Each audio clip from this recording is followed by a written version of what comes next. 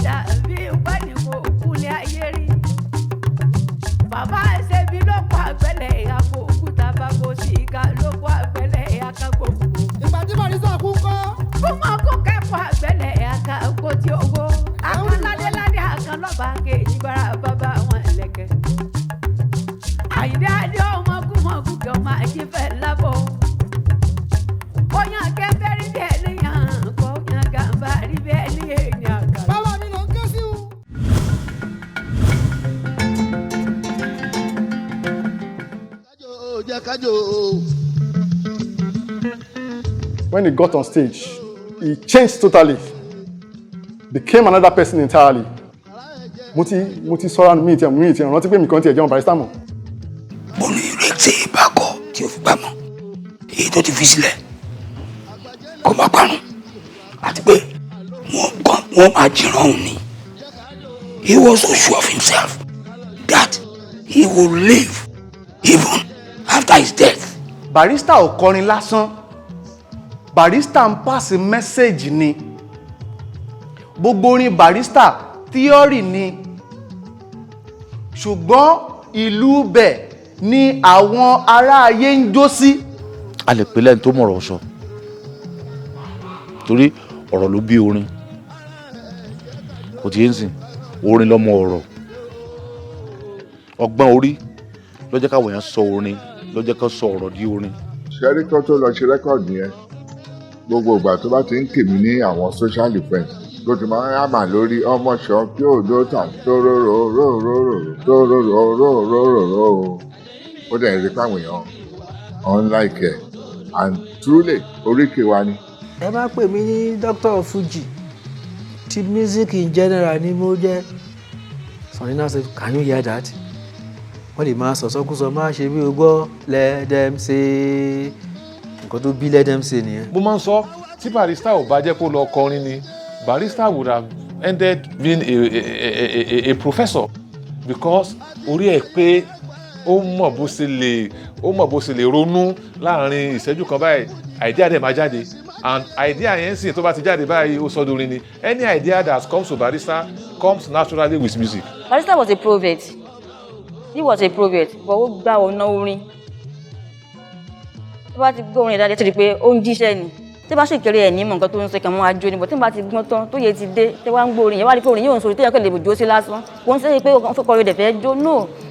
Ó fàlùjọ kún kó lè bá àdùn gbọ́ kó lè bá wọ̀ yín létí ni. Nígbà tá a dé hall yẹn báyìí tá a wọlé èmi gan kan ráwọn èrò tó lọ rẹpẹtẹ múlẹ̀ ṣé Barrister náà ni gbogbo àwọn ilé ìwà wò báyìí nílùú òyìnbó bí láì ṣe Nàìjíríà wa tẹ bá rí jó òyìnbó mi bẹ ẹ wò pé òyìnbó ní tó ń jójó wa báyìí tó mi fẹ́ lè forí sọlẹ̀ báyìí tí wọ́n máa ń jó mọ́ ni gbogbo àwọn agbó wọn máa wò pé àwọn òyìnbó máa ń ṣe ń jó Barrister. nígbà ayé Alhaji Sikiru Ayinde Barrister látara máa gbọ́n ju bá wọn ṣíṣe náà ń kọrin yẹn bí ìgbà tó yẹ pé wọ́n ń bẹ̀bẹ̀ pé ẹjọ́ ẹ má pa mí ẹjọ́ ọmọ òdòdó ṣìfáwò Sikiru tí ò ní bàbá Sikiru tí ò ní màmá ẹ ṣàánú mọ́dà mi ẹ ṣàánú fádà mi. Ẹ bá rí ọmọ kékeré nísìnyí tó bá bẹ̀rẹ̀ orin fújì lénìí á lóhun erin á lóhun ẹ̀fọ̀n á máa ní ọ̀gá lóhun tẹ́ bá rí mi kẹ́ ẹ máa ṣèbání ọmọ kékeré á ní kọ́ máa ṣèbání tó yẹ kó sì máa bẹ lọ́hùn pé ẹ jẹ́ kọ́wọ́ mi gòkè ẹ jẹ́ ń lọ sókè ẹ jẹ́ ń lọ.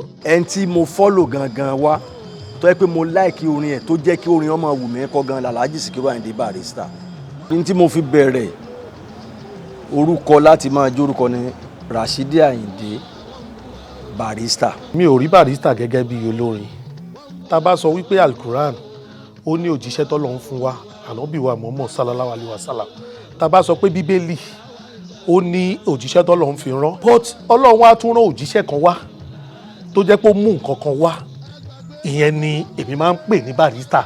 mo like wọ́n ṣe máa ń kọrin mo dẹ̀ nífẹ̀ẹ́ sí bí wọ́n ṣe máa ń yọ̀ mọ́ ọmọdé. iṣẹ́ òmùṣẹ́ bí iṣẹ́ ni ẹ lè fi ṣe ọlọ́ọ̀lù bá ṣiṣẹ́ tí o mọ̀ ṣe lè bá torí bọ́ọ̀lù bá ṣiṣẹ́ ní iṣẹ́ tó gbà yẹn fún tó wàá ṣe ọ̀rọ̀ akọ̀ọ́lẹ̀ tẹ̀ lórí ẹ̀ ìlú tó jẹ́ ẹnjìnà gan mákàrọ̀ ti gbé kíní kan wu ẹnjìnà súnmọ́ mi ẹnjìnà mi ṣolóṣì kíní kan wu tí mi dẹ̀ gbọ́. tá a bá ń sọ wọ́n mọ̀ rò pé a fẹ́ sọ Barrister di nǹkan mi but it's reality that is happening.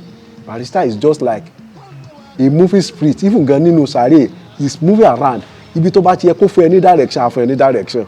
ohun burúkú ni kú tó mú Síkírù lọ́wọ́ Àyìndé wọlé ó sùn Adéyìnmí kámi àlọ́ ohun burúkú ni kú tó mú Síkírù lọ́wọ́ Àyìndé wọlé ó sùn bóun bá ń gbèyàn dìde ń bá fóun mi gbé ọ dìde wọ́n ní kú dóró ọ̀dájú ní kú jẹ́ ó pàdé yìí ká lọ́wọ́ àwa tó bá jẹ́ kún gbowó àbá fún lówó tó bá jẹ́ kún gbàṣọ ni àbá fún láṣọ.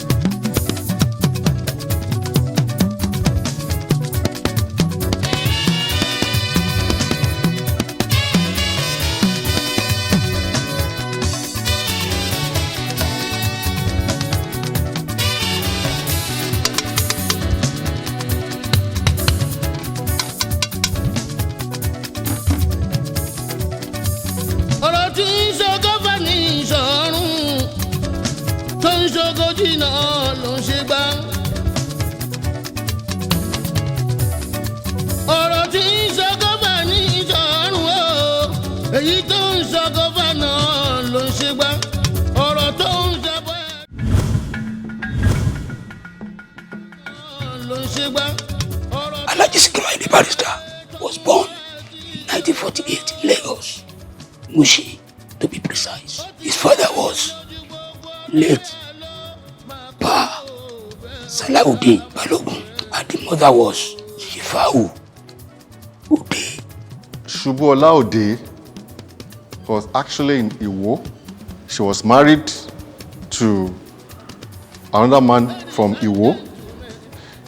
She had 4 children already for the man, but the man died. So, after the death of her first husband, she was walking alone on the street. Then Salahuddin, the father of Alhaji Sikiru Ayinde Barrister, met her and he asked her, "How is your husband?"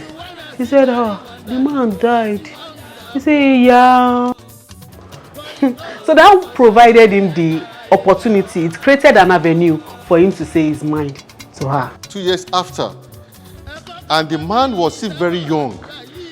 That is, the man Alamu himself was a young man. He was 48. The man was a very young man.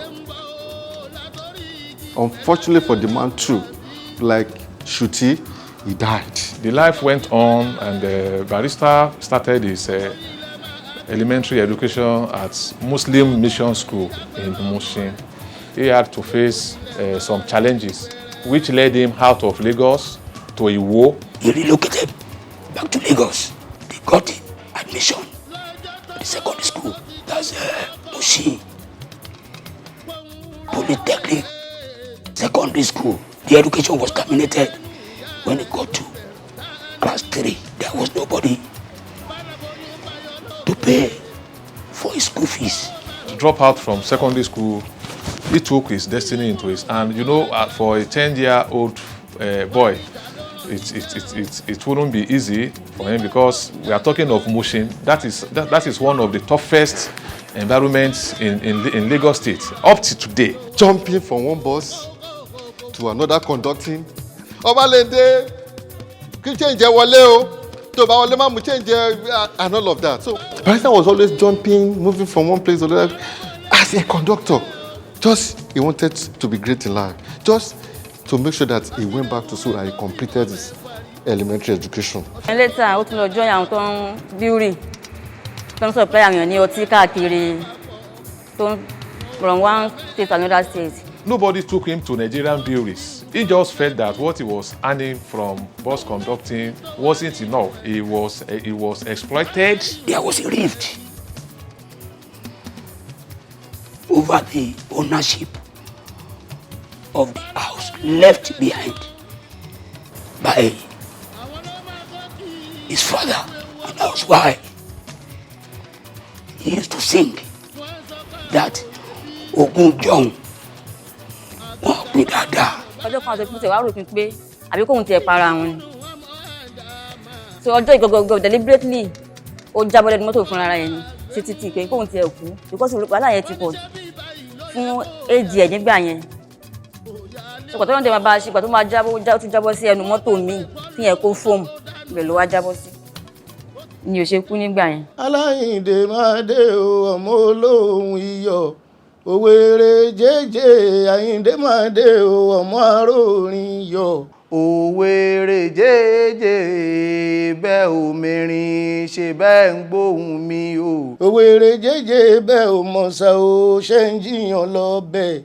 Òwèrè jẹ́jẹ́ ohun tó ṣe gúngún.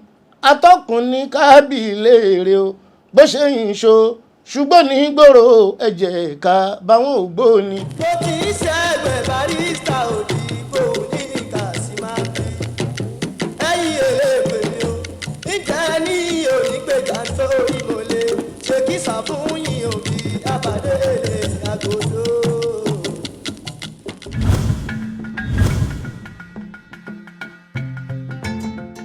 When he was 10 years old, he started singing worry music. Ajíwéré nílẹ̀ Yorùbá ó jẹ́ ẹ̀ka orin kan tó jẹ́ pé ní àsìkò ọdún Ramadan ọdún àwẹ̀ òun ni wọ́n máa ń ṣe nígbà yẹn tí àwọn mùsùlùmí bá ti sínú tán ní nǹkan bí aago 7 tán bá ti kí ìrun asámú tí àwọn Arabic pè ní tarawih tán bá ti kí tán ní nǹkan bí 8:39 then àwọn ajíwèrè wọn á bọ́ sí gbòòrò. ẹ dìde o ẹ dìde ẹ mú sàárì jẹ àwọn kì í sàlámà lẹ́kù onílé mú sàlámà o sàlámà lẹ́kù ẹ dákun torí Ọlọ́run sàárì ti tó dá.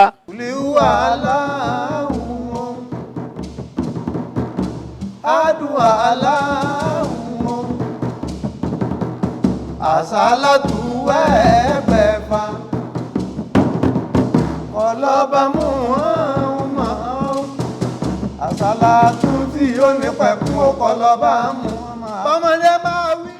onímọ̀lẹ́ kàn ṣe lọ́sàn-án inú àwẹ̀ wọ́n sì ṣe lálẹ́ lóru ni wọ́n jí wọ́n kọ àsíá orúkọ wọn táwọn kan ó gbé wájú wa wọ́n á lu gas lamp sẹ́ẹ̀mọ́ gas lamp táwọn tí wọ́n máa pọ̀ báyìí jọ ẹ mọ̀ ẹnìkan ó rù ṣáájú àwọn eléyìí ó máa bọ̀ tí wọ́n máa kọrin tí wọ́n bọ̀ láti wá àwọn eléyìí ó máa bọ̀ báyìí bí gbẹ́gun méjì wá fẹ́ ṣe wọ́n mọ̀ pé lágbájá ní ń bọ̀ lókè ojú ìlà ní ń bọ̀ sálẹ̀ bẹ́ẹ̀ wọn ó ṣe pàdé ara wọn èyí tó bá kọ́ lórí ìta yóò dùn tí kejì lẹ́yìn ìdí wọ́n wà bẹ́nu fún wọn wọ́n máa kọrin ní ìṣẹ́jú mẹ́wàá. One of the most important materials from which weary artists derive their arts include the Quran. That is why a lot of them must be versed in Quranic recitation. Most children of Yoruba Muslims attended Arabic schools in the evening. Kò common nínú ọmọ Mùsùlùmí tí kì í lọ ilé kéwú. Even those days, kò pọ̀ nínú ọmọ Mùsùlùmí tí ò ní lọ ilé kéwú. Ó lè mọ́ kéjú ìṣù méjì lọ o. Kéwú ó dẹ̀dà bí ìwé tá bá gbéwèé fún mi sí. Gbogbo tí wọ́n professor máa kà nú ẹ̀ lèmi náà máa kà. Kéwú máa tẹ́lẹ̀ báyìí láéláé èèyàn lè mọ̀ o ní ṣe pé ẹni tó ké tán tó tún bẹ̀rẹ̀ sí kétù mọ̀. It is not a modern Arabic school that we are learning today. Alif, ba, ta, sa, jim. No. Then it was alefu, ba, ta, sa, jimu, akarimu, amiruwa, dali, salira, sinrasin, and nothing like book. It was wahala. They will write it for you like this. You take it home, you go and read it, you memorize it. When you come back the next day to come and receive another chapter, they will clean it, they will write another one for you. It is this Islamic education that produced Barrister, both as a serious Muslim and as a tier 1 weary artist. He was the rave of the moment then. People who gather all over. Elders who carry him shoulder high. He had a very powerful voice, very sonorous, that when he sings, he can be heard from about 100 meters, 200 meters. People will be telling the mother that your son won this competition, your son won that competition, and the mother will be wondering, is he the only one attending all this competition? How come he's the only one winning? Just imagine a little boy of 10 with very small stature. So kẹwò bó ṣe máa cope láàrin ogunlọ́gọ̀ èrò, but àwọn bàbá yẹn some of them wọ́n volunteer pé no a máa gbé ẹrù a gbé ẹkọ́rùn anywhere tó bá ti ń lọ so that àwọn èèyàn fi rí ẹ tí Barrister bá wá bẹ̀rẹ̀ tó bá wá bẹ̀rẹ̀ orin. The first warrior group he led was owned by Muraina Ajao. Anytime they went for a rehearsal and Barrister was not there, right? By the time Barrister go for that rehearsal, the songs and everything that they sang, Barrister will sing the same song. Muraina himself became jealous. I brought you as a young boy. I brought you here. When they discovered that his popularity was soaring by the day, they rebelled against him. Envy will come naturally. First first group tó wà tó fi lọ sí tó fi lọ join another group led by one Jibowu Barrister. kò jẹ́ Barrister lọ́dọ̀ bọ̀dá Múráìnà àwọn tó mú jáde kò ń ṣe Sikiru Ayinde Barrister ló ń jẹ́ ń bẹ̀ olórúkọ wéré wọn tó ń jẹ́ ń bẹ̀ nígbà tó dọ́dọ̀ Jibowu ni Jibowu ló wá ń lead àwọn boys àwọn men tó wà pẹ̀lú Jibowu tó jọ ń jíwéré lòun wá jẹ́ leader fún wọn. You're a good story. 1966 ni Jibowu Barrister ọmú mi ó ṣe ẹgbẹ́ Barrister ó yí mi lóhun padà bí ọgán sẹ́yìn tí ọmọ ayé ń fẹ́ o. He was with Jibowu Barrister competing at Ever Square. All the competition he participated in, he won all. Nobody defeated him. But the one that almost ended his career was the Coca-Cola competition. It was in Ìsàlẹ̀ Gángan. Where he met people like Sakala Igbade. Ara àwọn tí wọ́n jọ díje ńgbà náà ọ̀pọ̀lọpọ̀ wọn náà jùlọ lọ́jọ́ orí. In fact, I can say it authoritatively that majority of them are far older than him. The criteria for choosing the best were singer are numerous. They are going to look at your pronunciation, your articulation. They are going to look at your composition. They are going to consider on your voice, how sweet you are, how melodious. When he collected the microphone, they knew somebody had come. Ó dẹ̀ kó orin jọ láti ara àwọn ilé-iṣẹ́ tó ṣe agbátẹrù ètò yẹn, that is Nigerian bottling company, àwọn tó ń ṣe Coca-Cola. Ó dẹ̀ compose orin lójú ẹsẹ̀. Orin tó compose yẹn òun ni wọ́n fi gbégbá orókè lọ́jọ́ náà. Orin tó kọ yẹn náà rèé, ó ní ẹ̀mú Coca-Cola, ẹ̀mú Coca-Cola. Ọtí àlàfẹ́ lọ́tí ẹ máa mu Coca-Cola. It was a joker, and that was what Coca-Cola was looking for. They wanted to have a jingle. It was an instant jingle for Coca-Cola. The officers of Coca-Cola could not hold their joy. They carried him to die. So eventually, he won the trophy. That was what caused the rift between him and Baba Sakala Igbade. 1966 Ìsàlẹ̀ Gángan ṣáàlà máa pàdé lọ́jọ́ sí kéwú la fi sọ wọ́n dolórin èṣí o lọ́jọ́ tán ti bágun tán ló ti jọmọ ewúrẹ́ lọ láti kékeré lè rìn ti mọ̀ ọmọ ẹ kójọ ọmọ ẹ̀fọn lọ ṣẹ́ mọ́ tá a bá dàgbà lágbà tá a dọ̀gà kílẹ̀ ń bínú sí o àyànmọ́ ni ọlárẹ̀ iwájú òní rẹ̀ yẹn bá wá ṣáà mí o ẹ̀yìn tó bá ń bẹ̀ lẹ́yìn ẹ̀ kára mọ́ ṣẹ́. sẹ́ni pé ìdèjì kò ewu ṣùgbọ́n gbogbo ẹni tó bá tọ̀ka nínú orí láti rí ìjà ọ̀pá. ẹ máa bú wa kì máa yí so. ẹ máa bú wa kì máa yí so. àsìkò tẹ òkú.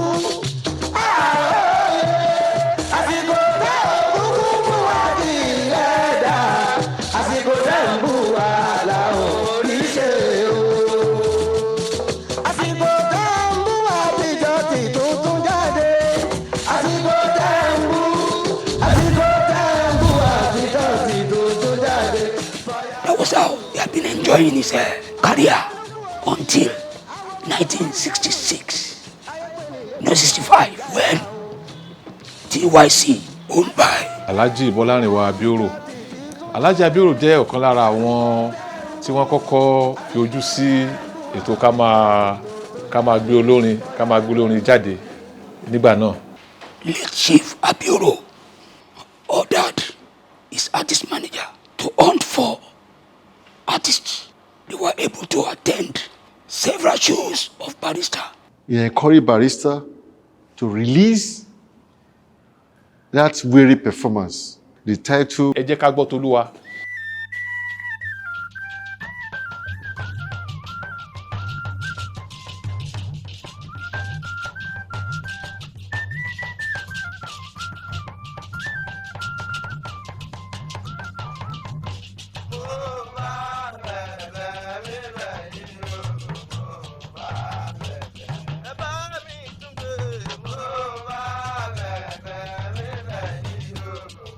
It was the turning point for Barrister, a turning point for Wiri music. It was Wiri music, like I said, a yearly performance. Now that the song was now recorded, people now had the privilege, now the advantage of now listening to Wiri song throughout the year. Although the album is categorized as Wiri, it actually sounds like Sakara or any of the cosmopolitan forms. The lead drum was Sakara, mediated heavily with Shekere in the background. One could also hear Agidigbo and Bembe interjecting at frequent intervals.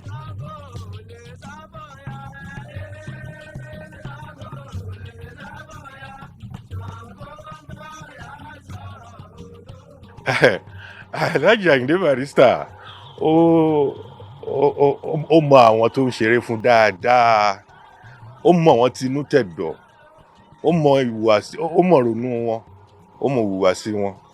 Tó bá sọ pé lóde òní pé ó mọ òye wọn, ó tọ́ ni. Tí ẹ bá gbọ́ ẹ jẹ́ ká gbọ́ Tolúwa la fẹ́ gbọ́ lóòótọ́. Alhaji Ayinde Barrister yàn pé a máa fi èdè Arabic máa fi kéwú kọrin. Kò dí lọ́wọ́ bí line méjì mẹ́rin síbi tó ti ń pe tó ti ń ka kéwú yẹn kó tún pe Ṣàngó, kó pe Ọya, kó pe Ọbàtálá, kó forí balẹ̀ fún Ògún pé kí wọ́n bí Yorùbá ṣe ń ṣe nìyẹn. Ọ̀tọ̀ lẹ̀sìn, ọ̀tọ̀ làṣà. How successful was that first record?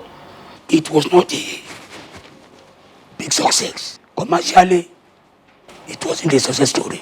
But it gave him edge over other wedding musicians who saw him as a pathfinder. Táwọn ará Èkó tán bá ti rọ́mọ Olúyọ̀lé làwọn sànmọ́rí máa ń dàsà yẹn. Wọ́n alálàyìndé kí ni sóòsù ọ ni bàbá àbàdàn sóòsù ọ ni ẹran kí lẹ jẹ lánàá ẹran sí kíni kí lẹ fi jókòó kú sí sí àní. Dákun Òkè Ìbàdàn dákun àtàgé ọlọ́mọ̀ọ́rù. Dákun Òkè Ìbàdàn ìyá mi àtàgé ọlọ́mọ̀ọ́rù. Dákun Òkè Ìbàdàn ọmọ ni mo wá àwọn gbáké. Ọmọ mo wá ìyá mi àtàgé ọmọ ni mo wá mi àtàgé o. Ọmọ mo wá rà Àyìndé mo gbódùdé ìrẹ́lẹ̀ ní ọ̀rọ̀ bódọ́là.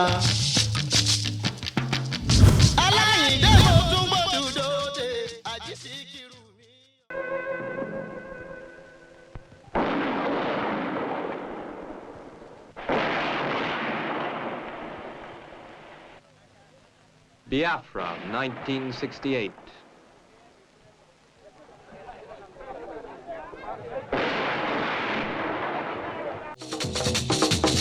Ayédílẹ̀ báwọn sójà tó ṣe lẹ́bi pé sójà lè sòrí. Dákúyàyà jàdíkì yáwòyàyà ni ẹ ló ẹ̀yẹ́ pé sójà lè sòrí. Ẹ̀wọ̀n tí pàwọn lè bá wà lẹ́yọ̀kùn kí ẹ ṣe pé sójà lè. Barrister's career would take a new direction when the Nigerian Civil War broke out in the year 1967. The Nigerian Civil War was a turning point in Nigerian history for several reasons.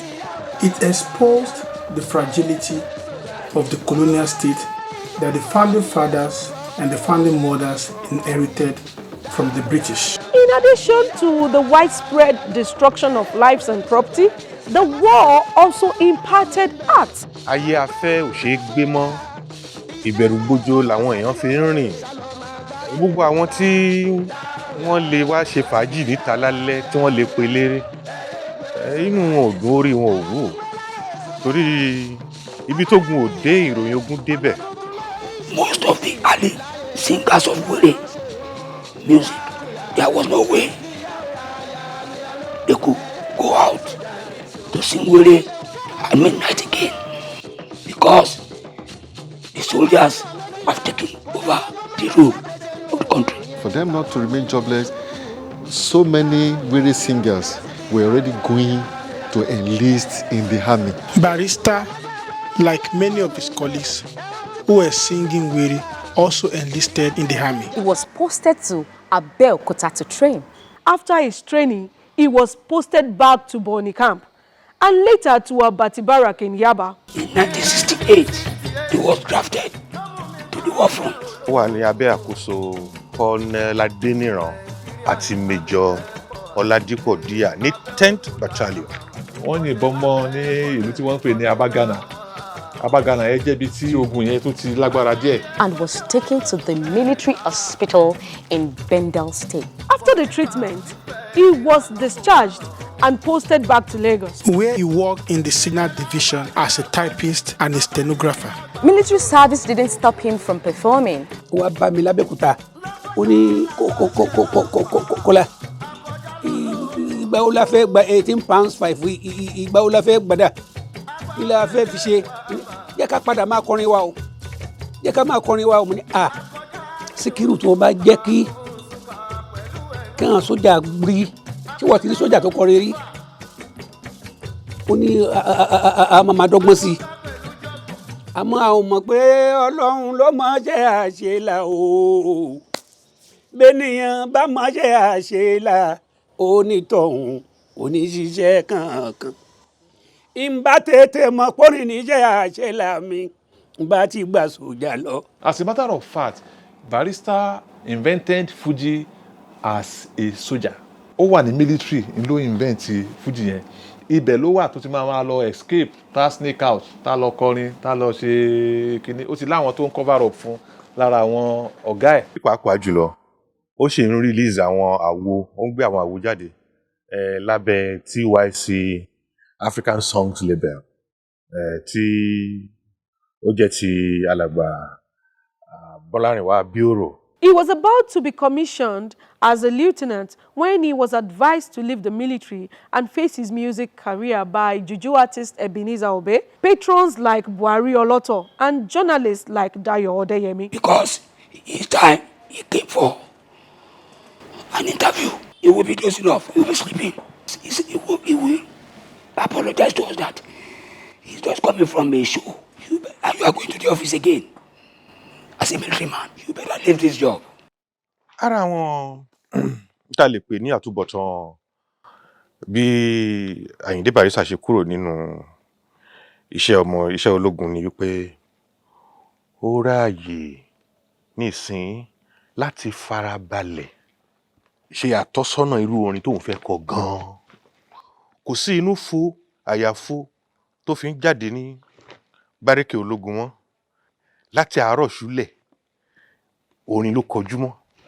Kò sí ọ̀gá kan tí ó fọn fèrè àbí tí ó give order wípé ó yá ẹ máa lọ sí parade ground. Eléyìí fi àyè lẹ̀ fún láti di akọ́ṣẹ́mọṣẹ́ gan-an tí àwọn olóyìnbó ń pè ní professional. The transitioning from Were to Fuji wasn't a radical one. No. Rather, it was a gradual process of experimentation that constantly relied on existing forms. Rethinking of how to praise people, learning the vocals, understanding the progression, the transitioning from one musical instrument to another.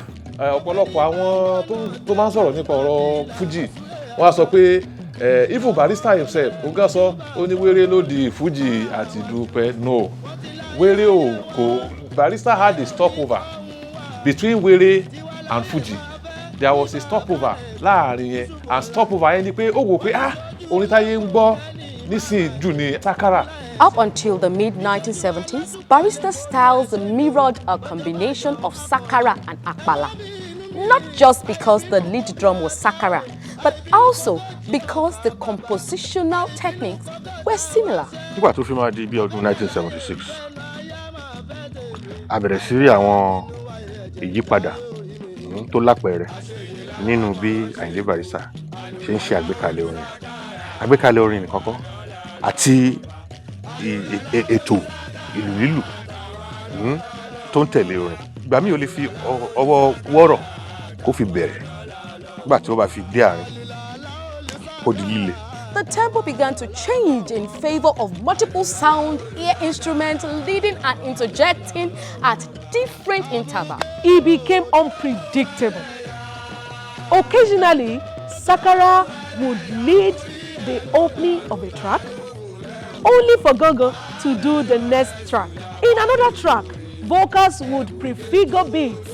In the next, air instruments like trumpet would start a quick progression that would later terminate in praise singing. Of course, military service influenced his music.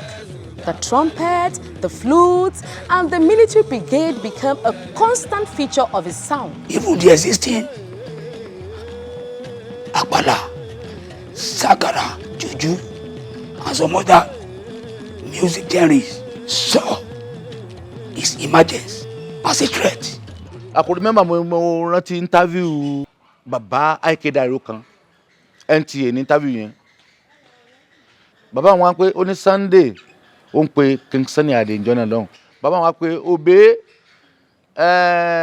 baba ń sá pé Ebenezer Obey ní orúkọ kan but àti mọ̀ pé Obey ní ń pè Obey ló ń bá wí pé ọmọ kan ń bọ̀ lẹ́yìn báyìí ọmọ kan ti ń lu sákárà àti gbá méjì báyìí tó ń bọ̀ lẹ́yìn báyìí ẹ múra o tẹ́ ẹ bá múra ọmọ táwọn wí pẹ̀lú spirit tó ń bá bọ̀ lẹ́yìn yìí ó háì púpọ̀ o pé bọ̀ orin tí ẹ̀ kì í ṣe jùjú o wọ́n ti pilẹ̀ sọ fún Sunny Adé àti Ebenezer Obey pé Barrister ń bọ̀ lẹ́yìn yìí o gbogbo ìgbésẹ̀ bá rìn sí ẹ̀rìn o. By 1979, Fuji had become a full-blown music art to the point that Barrister himself conceptualized and codified it.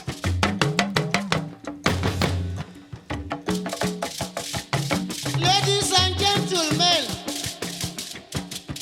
who can tell me the full meaning of Fuji sound? Fuji sound is combination of music consisting of Sakara, Akpala, Juju, Afro, Gudu Gudu, Arrow. Barrister needed more than his brilliance to create a genre. He must also build a public image for himself through the print media. The print media was for the 1970s what the social media is for the people of the present decade. If Fuji must join the league of sounds like high life, juju, rock, reggae, it must be regularly featured in the newspaper and must have its own publicist. No entertainer could survive without being publicized by newspapers because papers were so few, but they are very effective. People read them. People believe in any story they read in newspapers. That was why newspapers had effective control over the entertainment industry. Because everyone trusted the newspapers, journalists wielded so much power, they could make or unmake superstars. Ọ̀rọ̀ wọn ó dàbí kóbìnrin ṣe bẹ̀ kó mọ̀ wá fi yọ̀ sí bọ́n ṣe jẹ́ nínú life wa ni life for musicians. Tá a bá rí wọn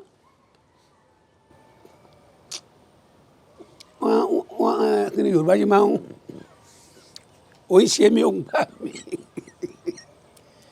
n ló pọ̀ jù ní inú wọn má ṣe ń promote wa náà tún demote wa. Luck shined on Barrister when he began to befriend Olabisi Ajala.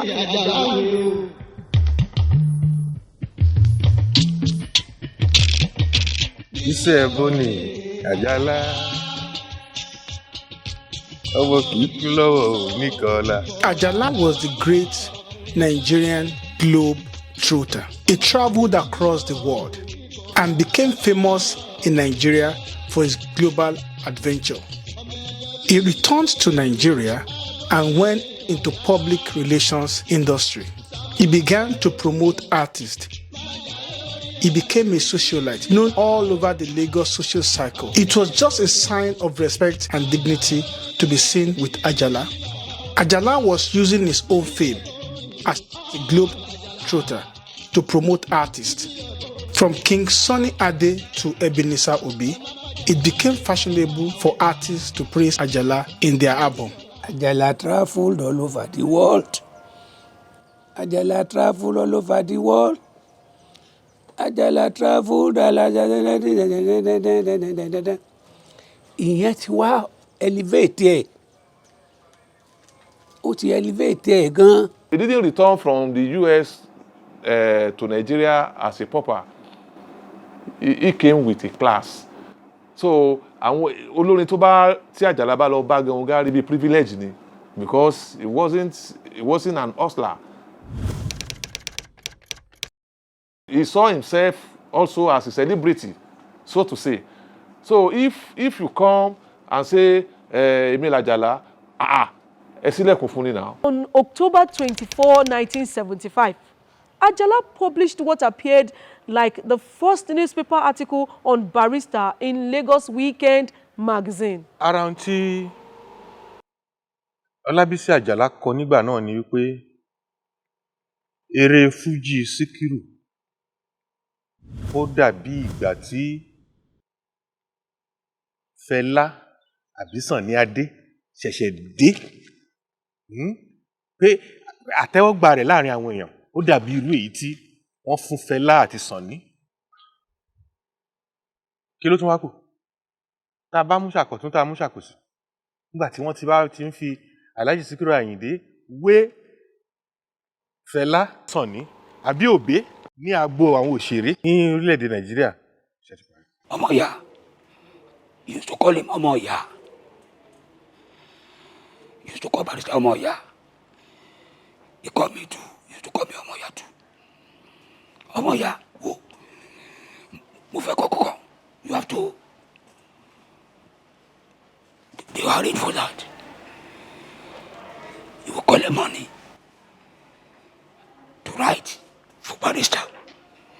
That was the arrangement.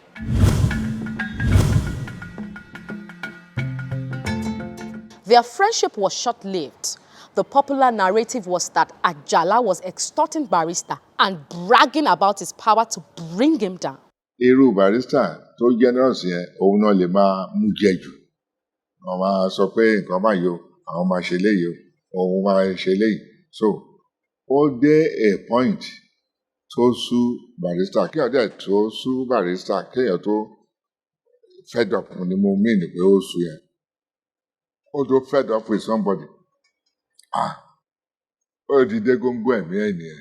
Èní o gbé bùkátà wá, ọ̀la o gbé bùkátà wá, ojoojúmọ́ ló gbé bùkátà wá. Àtẹ̀wá lọ́jọ́ ọjọ́ kan family mi ò jẹ́ ọ́ lógún. Every time you be coming to me too, I'm not having money now.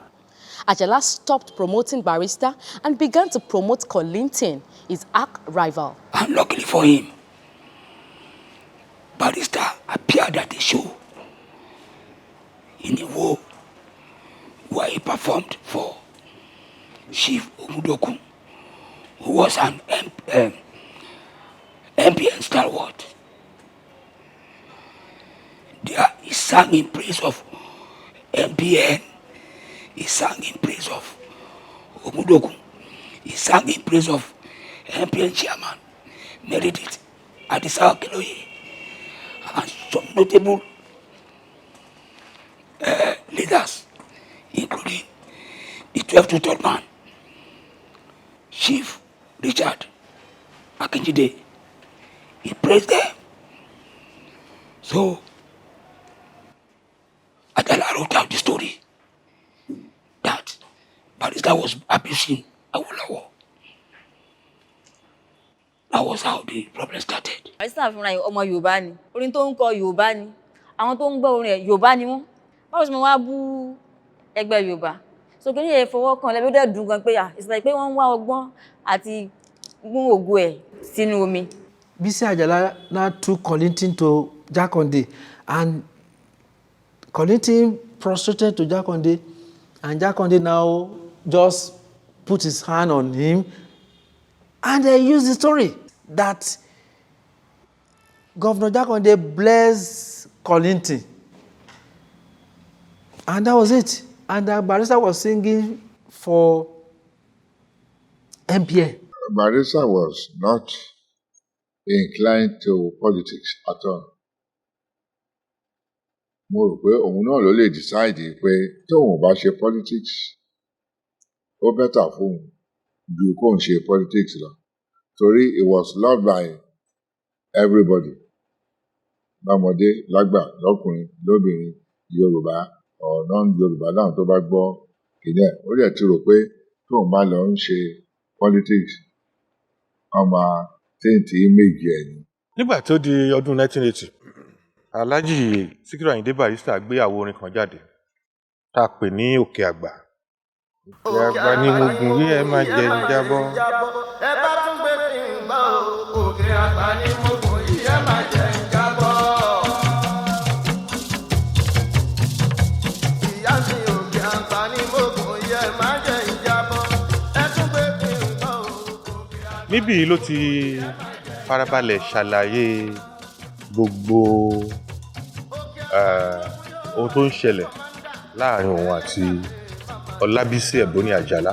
Barrister ṣòro ń ṣe torí kò ní ròṣẹ́jú kan kó tó gbórin jáde ń bí ìsìn. musical chart nígbà yẹn it used to be dominated by KSA and Obey. Barrister came from nowhere ó dẹ̀ Òkè Àgbà yẹn lágbára. Even from the beginning, that album, Barrister recorded it at once. Later, now cut it. See side 1, side 2. Ó flow tán ni o. If you listen to it, ó parí ẹ̀ sí sálúbàtà ni mo wọ̀ mi ò gbọ́dọ̀ ṣubú. Ẹ tún gbé kí n gbọ́ sálúbàtà. Ibẹ̀ yẹn ló ti parí, ibẹ̀ ló ti bẹ̀rẹ̀ padà ní second side. Time tó ń lò fún rẹ́kọ̀dù kan ó ti pé ikọ̀ àwọn ní kínígbẹ̀ tó ń ṣe é náà kọ́ọ̀tù ẹ̀ pé wá ó ti tó gẹ́ kí ló tún fẹ́ kọ́. Ajala reacted to the album by suing Barrister for defamation of character. Another major event was about to emerge in Nigerian music industry. Yes, it was historic in the sense that the case created a new dimension in the music, in the entertainment industry, because usually if that man going to pay breach of contract, that be pay artist who breach contract, below recording company and the rest of them, they could see to jail libel. So that was why it was even difficult for Ajala to prove the case in the court with the cassette. So it was a new dimension entirely. Ó dárúkọ ẹ̀ ṣùgbọ́n everybody tó bá ní social circle wọ́n ti mọ̀ yìí pé Àjàlá ló ń bá rí fine bara. So shame ẹ̀ pọ̀ fún Ọlábísí Àjàlá káàkiri pé fine bara ni ọ̀rẹ́ yẹ́ lọ́wọ́ ṣẹ́mọ̀. It was a terrible record. The print media was on fire with several captivating headlines. Olabisi Ajala motion adjourned. Ajala gets court order on Barrister, and so many other headlines. Every pen was looking for something to scribble on to write these sensational stories about, I'm a buyer.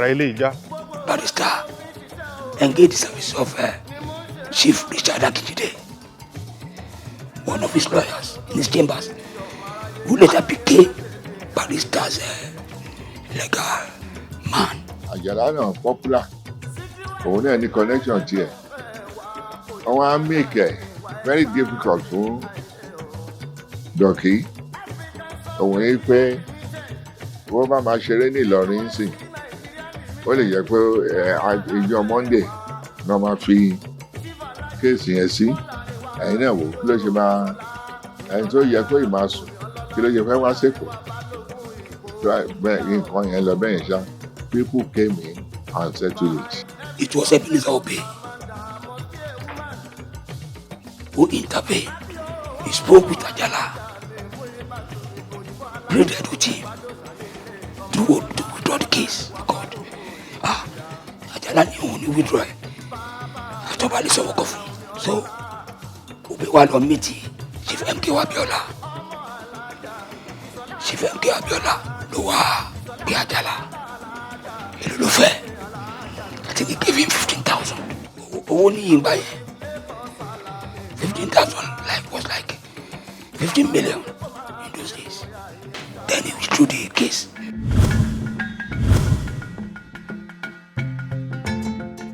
lọ́jọ́ tá a wá Balenga títí l'Atlanta ta òré Balenga o ọpẹ́lọpẹ́ àjọṣe pẹ̀lú mufu àwọn lọ́mọdé lẹ́dà ń mọ̀ la o. bẹ́ẹ̀ la wá Tajudeen mi pélé ní Chicago ta òré Tajudeen o ọpẹ́lọpẹ́ body pass tó mú dání ló jẹ́ ká fojú kan Tajudeen o. Aye, ladies and gentlemen. Barrister in 1978 took Fuji to London for the first time. When we went to London, it was a huge success for him. Going to London to perform, to sell that brand of music. Before 1978, only Juju, highlife, Afrobeat artists were performing in Europe. The entry of Fuji into London soundscape legitimized Fuji as a global act.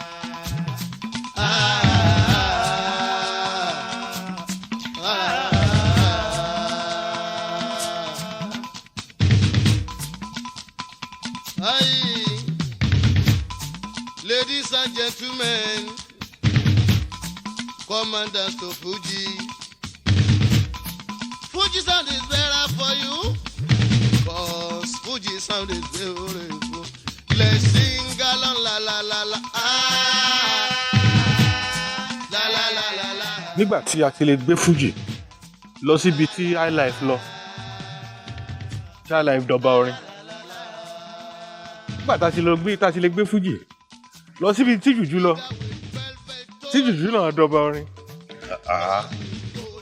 Láti ti gbé Fuji kúrò ní Nàìjíríà tó ti di pé wọ́n ti ń kọ́ nílùú òyìnbó náà ní ibi tí Fuji wà nínú class of music in the world ló ti wà further defined. Tá a bá dé ibi ọ̀tá àti fẹ́ play tí gbogbo instrument wa ti wà òkè wọ́n á ní ká wọnú room kan gbogbo wa MC yẹn Mr. Gbadebo ó mọ̀ wá máa pè wá lọ́kọ̀ọ̀kan pẹ̀lú iṣẹ́ tí kálukú ń ṣe èyí tó bá pè yọ jáde wá yóò bọ́ sórí stage á kí wọn so abọ́sá yẹ ẹni tó bá tún ṣe ẹni tí wọ́n bá tún pè ó náà kì í ẹni bọ́ jù bẹ́ẹ̀ ó náà abọ́sá yẹ tí wọ́n bá pè wá wọlé náà wọ́n ṣe wá pé aláàjì gangan ó náà ṣe àbọ̀ta yóò kí wọn ó máa bẹ̀rẹ̀ eré ni.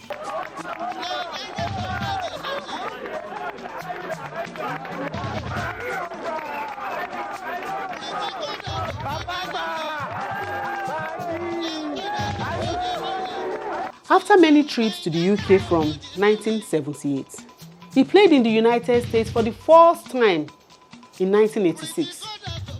In 1994, a well-known promoter named Demola Oyefeso took him on another tour of the United States. All I do is do New York, New Jersey, and maybe Rhode Island sometimes.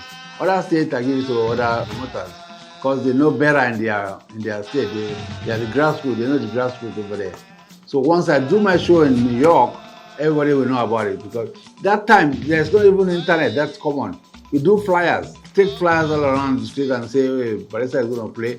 Nobody believes he's going to come to play until when we did the first show. And that first show was bam. We did the first show, the next day they say we have to do another show. Can you believe we stayed there for 9 months and they're still asking for more? Action gbọ́dọ̀ pọ̀ gan ni o. Tí bá gan ẹ̀ẹ́dẹ̀ nímọ̀ pa gan ni lọ́hùn. Torí ọ̀pọ̀ àwọn òyìnbó yẹn wọn gbọ́ ọ̀pọ̀ wọn gbọ́ dáhùn wí táǹkọ ṣùgbọ́n dẹmọ wa lásán lórí stage inú àwọn gbọ́dọ̀ wọn máa rẹ́rìn wọn máa pariwo ní ọdún yẹn. You can't believe I even took him to some clubs that they even love him. I forgot the name of the club in Manhattan. He played in Manhattan too. I think the other artists are playing there now, but he was the first one to play at that Manhattan club. The white people are dancing to it. It's because the beat. It's not even the lyrics, the beat. Àmì ọ̀dọ̀ gorí òkè tí wọ́n máa gbò báyìí, wọ́n tún máa jó lórí òkè, wọ́n tún máa jó lórí òkè yẹn. Ẹ̀wọ̀n bàbá Aláàjì lọ sí Traveller, that was 1989. Àwọn ọmọdé gba passport wọn ṣe gbogbo ẹ̀, Bafisa. So London ni Adelo. So inú mi dùn pé èmi náà iṣẹ́ mi ló tún gbé mi jáde lọ sí ibi tí ẹlòmíì gan tó ń wá tí ò rí. For many people, the first contact they had with Western culture was through Fuji. So Barrister was not only introducing Fuji to the global world, he was also introducing the global world to his fans. Many of his fans began to know more about international culture, about London behavior, about attitude and behavior of other world because he was singing about them. There was this a little bit of Americanization of the Fuji lyrical composition. Then also to show, to prove, because that is the testimonial you need to show the guys on the streets, the boys on the streets. Hey man, you know what I'm saying? You know? Àwọn èèyàn wa tó bá ti lọ ìlú òyìnbó lọ́sẹ̀ kan ṣe wọ́n pé ó máa ń yàtọ̀ táwọn náà bá dé wọ́n tún ṣàwò pé wọ́n fún yín ní travelod musical travelod ẹni tí ó sọ passport tó yẹ pé pélé ojú rẹ̀ ní passport tí wọ́n fi rí ẹ gbọ́. àwọn òyìnbó ọmọ pé ọmọ á náwó ṣùgbọ́n àwọn ọmọ wa tí wọ́n ń lẹ́wọ́ mọ́ lórí tiwọn èyí tó bá mú àwọn òyìnbó ọ̀rẹ́ rẹ̀ wá á wá ka dọ́là á kó fún wọn ní kó náà ká lọ kó wá lọ ná fún un. Although Barrister is no longer alive to perform in person, his poetic stagecraft is still being reproduced and his songs are still alive in international location and context where they did not even exist when he was alive.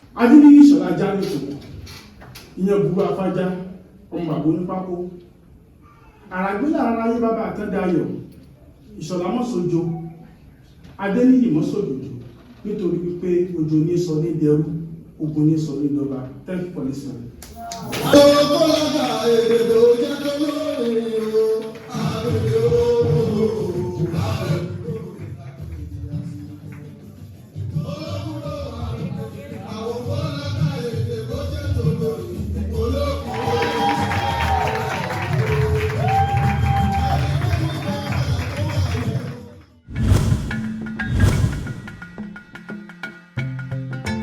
When they returned from that musical trip from London, wọ́n ọ̀nà àwọn shows kọ̀ọ̀kan tán nílẹ̀ towards the tail end of 79 misunderstanding tó ti wà within the band ó ti explode.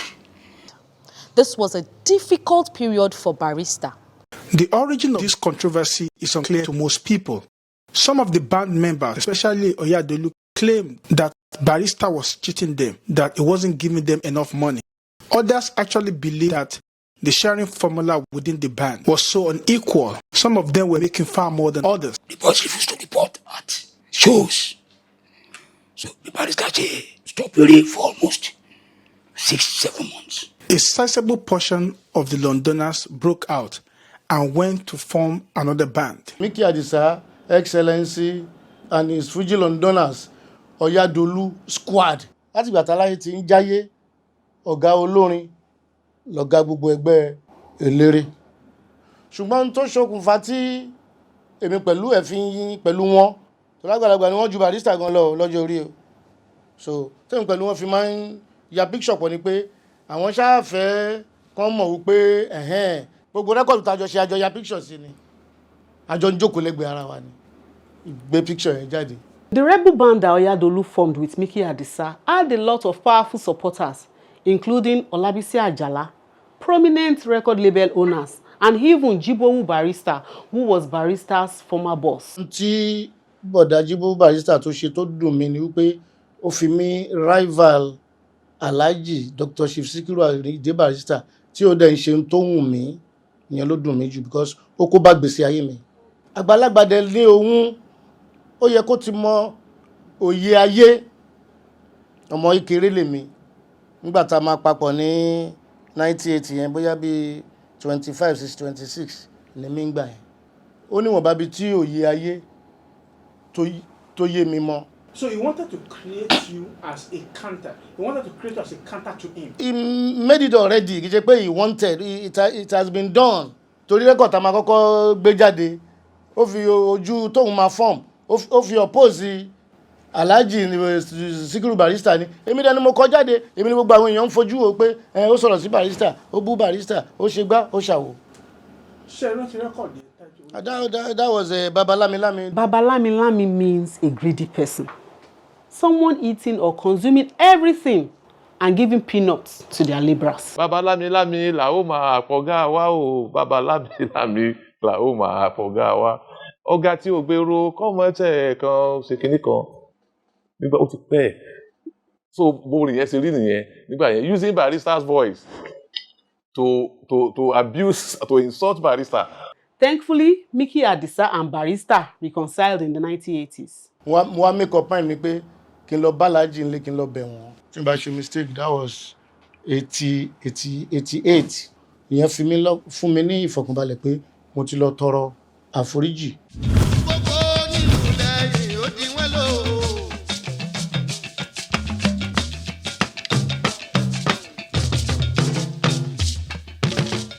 Barrister was so depressed from the problem of his band to the problem of his publicist. Traveled to the United States. He went on vacation with Buhari Oloto. He went to Disneyland. He toured the United States. It was while he was still very much in the United States that Kamoru Anyeshola started what appears to be a turning point in Barrister's history. He went across southwestern Nigeria to recruit musicians from other artists. He took some musicians from Tatalo Alamu. While Barrister was still in the United States, the band was rehearsing. The band was rehearsing. Ká máa ṣe practice yẹn o. Alhaji Tábàlájì bá ti á pé Kamaru bíbí báyìí Nàìjíríà pé Kamaru wá fún kan Alhaji Kamaru ló ti gba àwọn boys kan jọ. Alhaji ní à ṣé àwọn tẹ́ wá gbàjọ ìsìn lè dàbí Fuji London ni. Alhaji Kamaru ní àwọn eléyìí náà ó kọjá bẹ́ẹ̀ náà ó ṣe mọ̀ pé bẹ́ẹ̀ lọ́wọ́ náà ti ẹ̀ wà yìí òun rí i pé àwọn olówó gúdù níbi iṣẹ́ ẹ̀ bá lọ́dà òkè kó mọ àbọ̀ nílé Alhaji ní òun ò tí ì wálé àwọn ti wà òkè ọlọ́dà sẹ́yìn rìkọ́ọ̀dù tá a bá ti ṣe practice adẹ̀ rìkọ́ọ̀dù wọ́n ní kí o play kíṣẹ́ẹ̀tì tá a bá ká ní practice yẹn tá a bá ti pè kọ́ wá gbé fóònù yẹn sí ibi speaker yẹn fáwọn ọgbọ̀n lọ bí wọ́n ti gbé sí báyìí tó gbà àwọn eléyìí náà gbà mélòó ni wọ́n ìgbà pa. So by 1980 I can remember vividly 98 October ló ti ní first show pẹ̀lú àwọn new boys tó ń ṣe recruit Barrister's return to the country ní eve ọjọ́ tó bá ṣeré. wọ́n lákọ̀ọ́kọ́ play ní Channel 10 lẹ́kọ̀ọ́ ìgbà yẹn àti ìmọ̀jójó àṣàlẹ̀ ọbẹ̀ bí a ti ń play báyìí Tálájì bá ń jó gbogbo wa máa wò lọ báyìí nígbà tó wò ó kí wọ́n sọ rẹ̀ tó wò ó kò jẹ́ wọ́n sọ rẹ̀ tó kẹ́ Tálájì mi ní ó pè wọ́n ní kí wọ́n pa pàápàá rìkọ́dù mi fún wọn ní bá a ṣe kú ọ̀nbẹ yẹn o pé Ìbàdàn láti máa play Premier Hotel. àwọn ẹlẹgbẹ́ tuntun ló wà ní ẹ ṣáà máa kúrò sí i ṣé wọ́n ti play gbogbo record àwọn ẹ̀ ti latest record Barrister so Barrister sọ àwọn record tí ó máa kọ tí wọ́n máa kọjá máa gbé ìgbé ní so tó bá ti lé orin fún wọn báyìí òun náà là padà wá gbé ìgbé táwọn àti follow up pẹ̀lú àwọn onílù ìtòsí tẹ̀rẹ̀gọ̀tẹ̀ ṣe ló lágùn bọ̀. àmọ́ wàrà wa o gbẹ́sẹ̀ sá gbogbo wa pọ̀ ni bí ọ̀rọ̀ àwọn bọ́ọ̀lù náà ni wọn ò ní tètè mọ́ owó ara wọn so nígbà tí wọ́n ti rí pé àti à ń ṣe ojoojúmọ́ kí nìyẹn ti wá mú wa lára débi pé àtijọ́ tá a máa jó tẹ́lẹ̀ gbogbo àti à tó jó Tálájì máa sọ fún wa ní ẹ má jẹ́ kó nìkan máa pè dánwájú yín ẹ̀yin ẹ má dùn ojú igi ẹ̀yin náà ẹ má jó ni ẹ má jó ní ẹ má ẹ̀yin pẹ̀lú wáyé tí ń pẹ́ tá a ti ń ṣe gbogbo ọmọ wa lára ni yóò wá dàbí ìgbà táwọn náà ń fẹ́ràn jẹ̀kọ títí. àpàlà kan ṣẹ̀ṣẹ̀ dé lọ́wọ́ ọmọ Àyànṣọlá Àkànjí Adémi.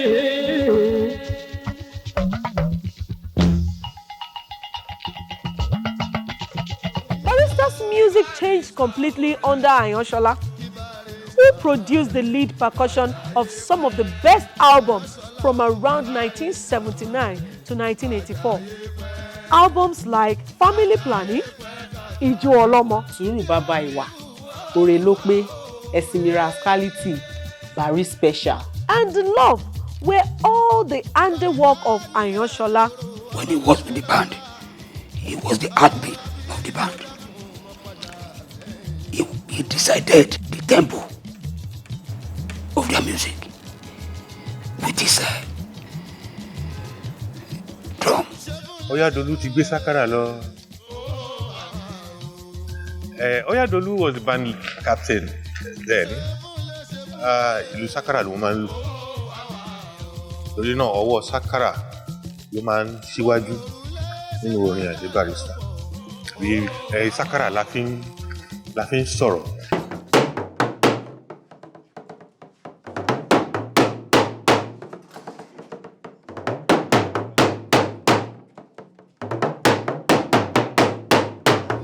Ayansola tó wá di captain lẹ́yìn Oyadolu gangan lòun ń lò. So naturally, the texture of percussion had to wear another gap. Gangan, unlike Sakara, produces a far more detailed percussion.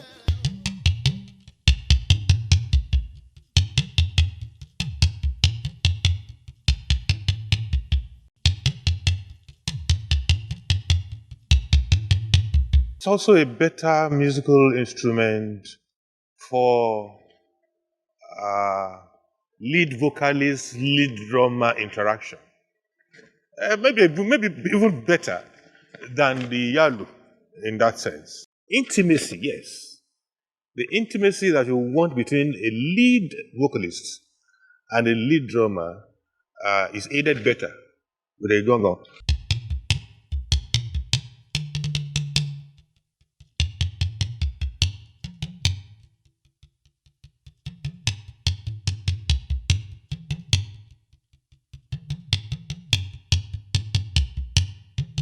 Gongo creates a strong percussive pattern, allowing Barrister to narrate while keeping the theme of his song intact. For instance, Ijo Olomo. Ayansola pàlù rẹ̀dà gbẹ̀gbẹ̀. Ọmọ ń bẹ lára mi. Ara mi gbẹ̀kan. Ọmọ ń bẹ lára mi o. Ara mi gbẹ̀kan.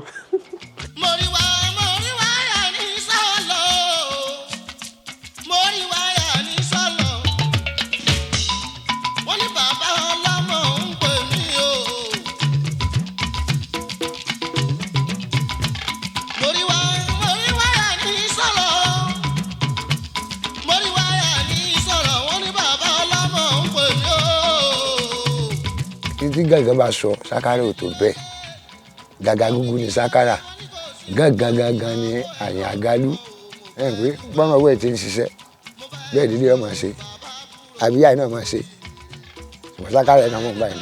Ṣẹ́rí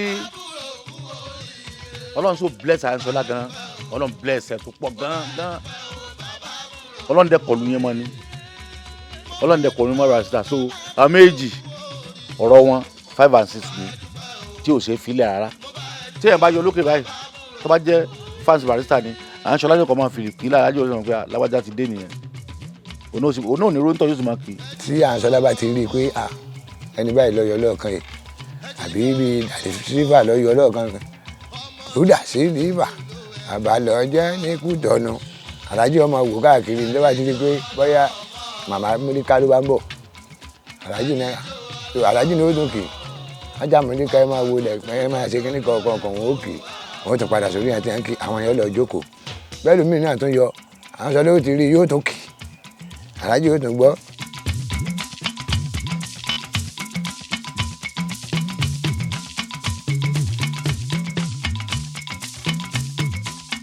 Unfortunately, ìjà tún ṣẹlẹ̀ láàrin Ayansola àti Barrister. Àwọn kan ní pé owó ló dìjà sílẹ̀, àwọn kan ní pé torí pé Oyadolu padà wá. Excuse me sir, báwo ló sọ yẹn? Story tí mo gbọ́ nìyẹn. Ẹ gbọ́, ṣe ra àwọn public oríṣiríṣi ni wọ́n ń sọ, tọ́rọ̀ mi ò ní rí bẹ́ẹ̀, ṣé yẹ oríṣiríṣi ni wọ́n ń sọ tí ò ní rí bẹ́ẹ̀. Nítorí ṣẹlẹ̀ gan-an ní Sakara yẹn tí ẹni káwọn sọ lórí olóhùn ò ní lu Sakara. Ṣẹ̀rí yẹn sórí yẹn ó ju èmi lọ o ní gbogbo àmì sí níbẹ̀ bẹ̀tì wọ́n ní mò ń gbọ́ wọ́n ní tí tí ò bá lè kan á dì kan so ìyẹn jù mí lọ. ẹ rí gbogbo nǹkan láyé tẹ́lẹ̀ ó mọ̀ ọlọ́run bá nìkan ló mọ̀ bọ́ Kamaru jẹ́ kó yé mi pé ó wu aláàjì láti lé òun ni torí pé kéèyàn owó ẹni tó kéèyàn nígbà tí Rashidi yẹ kí ni ń bẹ láyé kéèyàn wá ní kọ́ lọ́mọ báàkì ṣẹ̀wọ̀n kó burú jù ṣẹ̀wọ̀n kò máa gbá wọ́n kàn máa góò bá ṣe wù lọ́wọ́ ẹ̀ náà ni ṣòbò ṣe rí nìyẹn kéèyàn ní ká ní tó ń lu gángan máa padà sí di sákàrà kó máa lu sákàrà lọ ìyẹn gan ni issue n tó cause problem wọn ìyẹn wá ní pé òun ò lè báàkì fẹ́ nìkan kan ṣẹ̀wọ̀n pẹ́ ní ara wájú pa adérò ẹ̀yìn nu. Barrister was said to have reduced Ayanshola's playtime because he had tuberculosis. The pressure generated by playing gong under the armpit was said to have worsened Ayanshola's medical condition. Ó sì ní ó ti máa lára gángan tiẹ̀ ó ní wọn ò lè lu sákàrà tí mo rí i pé ó dìjà wọn nù. He felt he was being deprived of his legitimate so bó ṣe wá sí Ìbàdàn láti máa flirt pẹ̀lú àwọn ọ̀dà Fuji artist ó play fún Bonanza ó play káàkiri fún abans ní Ìbàdàn kó tó wá pitch tente eventually pẹ̀lú Sawaba. ṣe rí ẹ̀dá ọmọjọ́ àti là ni tẹ́lẹ̀ bá ọmọjọ́ àti là kó ń tó ní dààmú kankan láyé ṣe rí gbàtà Ayansola dé ọkọ bá mi lu àwọn lùbí méjì kan bàdàn wọ́n á dàbí ìgbà tó ṣe pé bóyá kò sóore nǹkan ọmọ láyé Barrister go òkìkí ẹ lọ kàn bá lẹ́kọ̀ọ́ ni pé. Barrister and Sawaba began to compose abusive songs against each other. Igbó ọ̀dájú la ní rè yín o kọ́lọ́mọ gidigan. He now reply Barrister. ọmọ ní bọ̀dá tó régbó ọ̀dájú ó dàbọ̀ o ìyẹn dáńbẹ̀ ní Ìbàdàn wa ò rébi kan.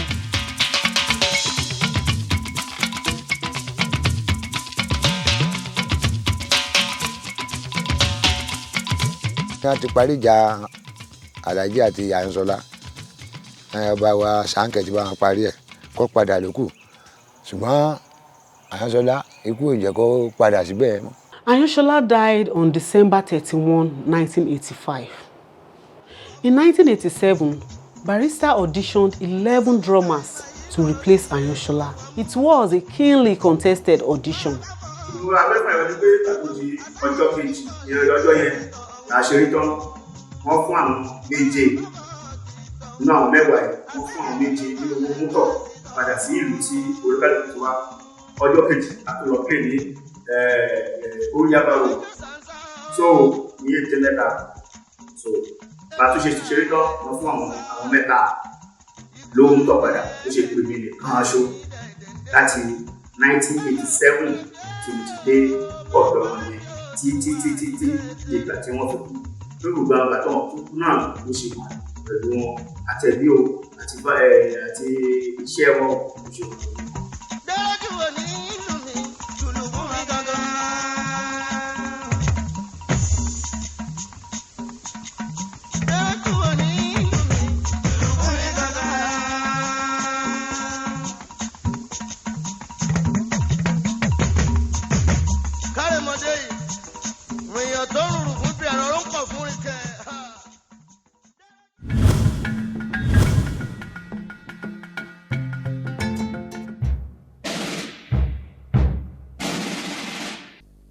Consequently, the following decisions come into immediate effect. The interim national government is hereby dissolved. The national and state assemblies are also dissolved. The state executive councils are dissolved. The brigade commanders are to take over from the governors in their states until administrators are appointed.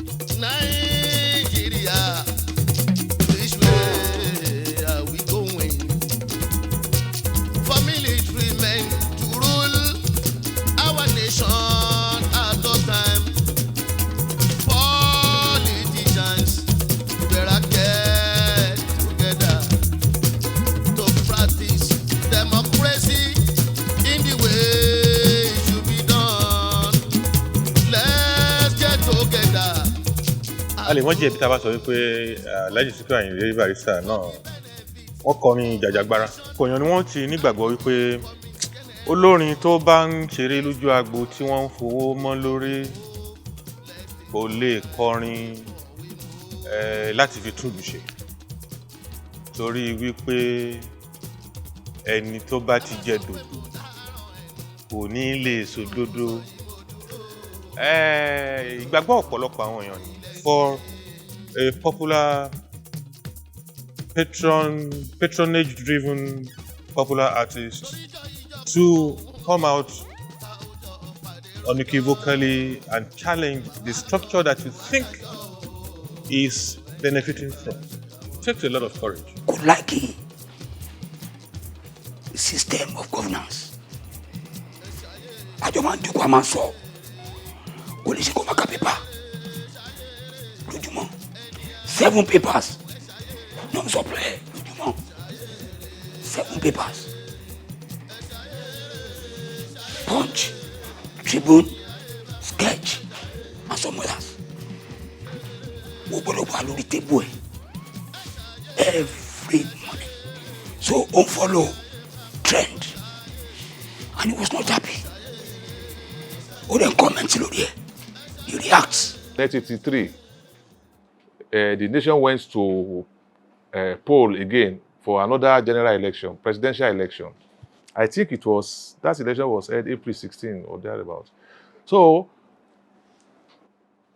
months before that election, the fever was everywhere, campaign going on everywhere. And then politicians, as we have it today, politicians like to patronize a popular musician in order to mobilize electorate. And then Barrister was rave of the moment. So they believe that having Barrister is like having the whole world. Instead of reciprocating the patronizing gesture of the ruling party, that is the NPN, by serving as their mouthpiece, Barrister did the opposite. Just a few weeks before the election, he went to the studio and recorded Nigeria. In that album, Barrister did not spare the ruling government. ọ̀rọ̀ bò tó ń bọ̀ lọ́nà yìí ó tí ó sì fọkàn balẹ̀ fẹ́nìkan o lọ́lá olúwa ọba ògo dùgbẹ̀dùgbẹ̀ tó ń mì yóò ní jábọ́. ẹ̀yin sọmọrí ọgbọ́n jàgbára lọ o agbára ń bẹ lọ́wọ́ àwọn òṣèlú wa o. The album was more than a political commentary. It has all the elements of a manifesto. Basically, it spelled out what the people expected from good leadership. He analyzed the state of the nation as regards government policies, government's economic policies precisely. Iná ń lọ gbogbo àwọn nǹkan yẹn. Ironically, those problems tí Barrister mentioned gbà yẹn, up to today they are still here. That album endeared Barrister more to the heart of the masses. Yes, this is our mouthpiece. Gbogbo nǹkan tó ń jẹ wá níyà ló ń sọ. Members of the ruling government, I think they were not comfortable with that. Pé táwọn patronize òun ló máa dúkọ́ nǹkan báyìí sí wa. But kò sí nǹkan tá a lè ṣe ẹni kó ro má sọ̀kù wọn. Ó dẹ̀ sọ pé òun ti sọ ilé ìtàn. The NPN threatened political action, which included disruption of his shows. Nobody will invite him to an event capable of degenerating into violence. Election ti kọjá. Then Barrister released an album titled Love. And there was a particular percussion there. Àyànṣọlá ló lùlù kan bí album Love yẹn tó ti lùlù ìyàwó ẹlẹ́sẹ̀ osùn ìwọ nìkan ni mo fẹ́.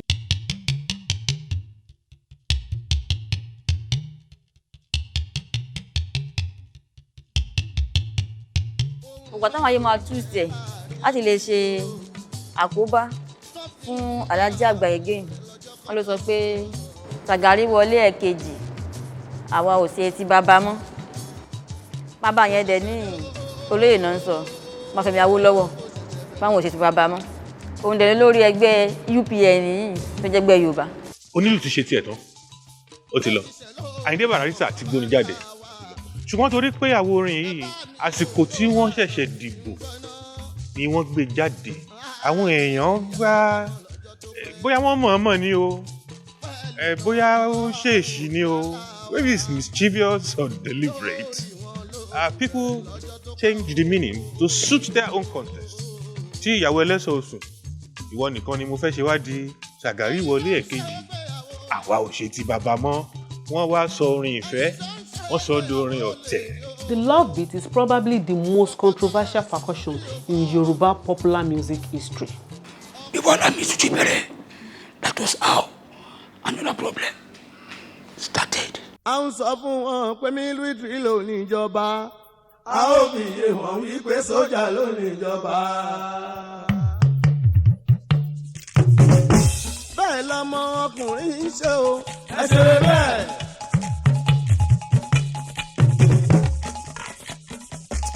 À ń sọ fún wọn mílítírì ló ní ìjọba a ó fi yé wọn wípé sójà ló ní ìjọba.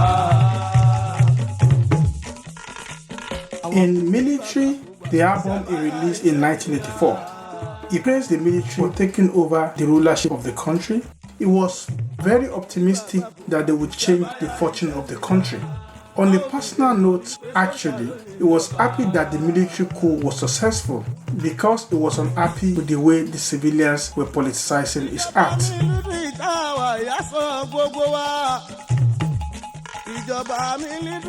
Kò pẹ́ kò jìnnà la rí wípé tándìlà ní ọ̀mọ́jó tàǹdì rèé lágbo yìí o àwọn náà ni wọ́n tún bẹ̀rẹ̀ sí ní kọrin wípé ibi tá ẹ̀ mú wa lọ yìí lọ ọbẹ̀ o àwọn tó ṣàpẹẹrẹ ìhà tí Alhaji Sikiru Ayinde Barrister kọ sí ètò òṣèlú pàápàá jùlọ sí àwọn olóṣèlú alágbádá àti ti mílítírì ní àwọn orin ẹ̀kọ́ kan tí a pe àkíyèsí pé kẹ́ ẹ lọ gbọ́ kẹ́ ẹ tún ọ gbọ́ àwọn orin bíi Fantasia Fuji, The Truth, Precaution, Prophecy nígbà tí Abíọ́lá kú àwo tó ṣe fún ó fi pe àkíyèsí wa sí ibi tá à ń lọ tí àti ọ̀pọ̀lọpọ̀ ibi tá a ti ń yà sí tí ò yẹ ká yà sí tá a ti gbàgbé ibi tá à ń lọ. When Nigeria finally returned to democratic rule in 1999, he released another album appropriately titled Democracy, where he warned civilians to avoid behavior that led to military incursion in Nigerian politics. He sang a lot about good governance, about dictatorship, and why Nigeria needs to occupy its rightful place in the scheme of things, not just in Africa, but also globally.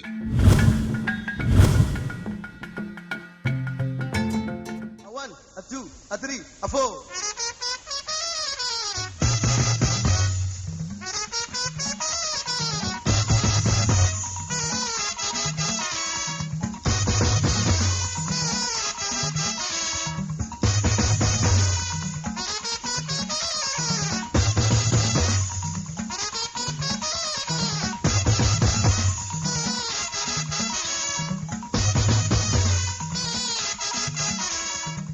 That was the time I was to ask him, pé kódà báwo ló ṣe ń compose àwọn orin olùkọ́ yé òun náà dẹ́ndé Jídé Ògùn náà ó náà jọ lọ sí Ẹ̀ka in 1974 ó náà wá rí pé tó bá sùn ó máa ń gbé mídíẹ̀tì sí ẹgbẹ́ pílò ẹ̀ àtọ̀ mídíẹ̀tì ẹ̀ lẹ̀ ó ní bó ṣe di around 1 ló bá bẹ̀rẹ̀ sí kọrin kò dé lájú olùkọrin fún 45 minutes ó máa ń kọrin lóru tó bá sùn. àkùdá ìlú ni aláàjì lè ṣe ọ̀rọ̀ Sikiru Ayinde Barrister. bí ọlọ́run ṣe ṣe wọ́n ní àkùdá yẹn bẹ́ẹ̀ náà ni ọlọ́run ṣe gbogbo àwọn gbogbo ọlọ́run kó tì wọ́n lápapọ̀ because àfi ṣe practice àárín yàrá náà.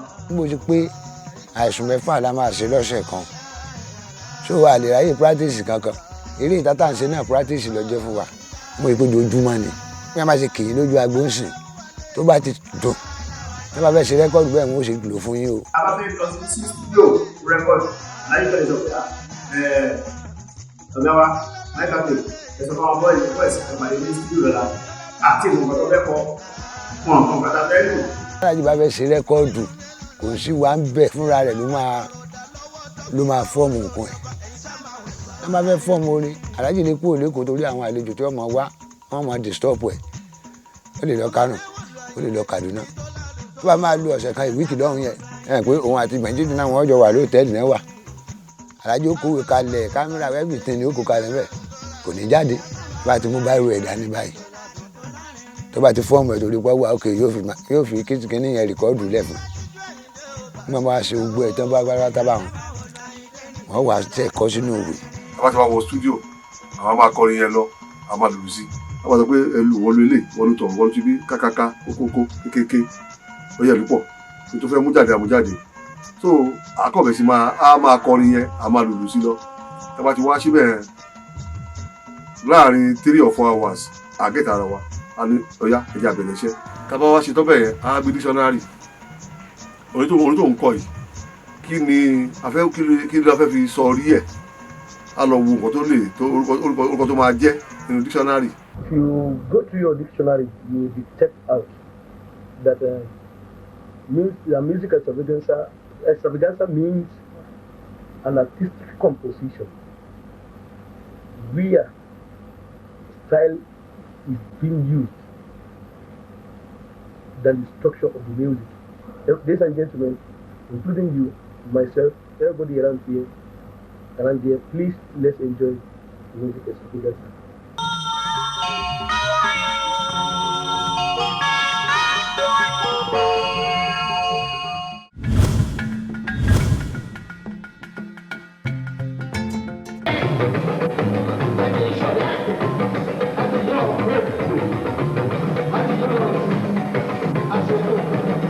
ẹni tó bá wo Barrister lórí stage ó yàtọ̀ sí pé Barrister off stage torí nǹkan kan wà àwọn spirit kan wà nínú life kẹ́nìyẹn máa kọ orin yẹn jáde báyìí jẹ́ kí wàá máa rí bó ṣe ń jó bó ṣe ń combine gbogbo kinní yẹn.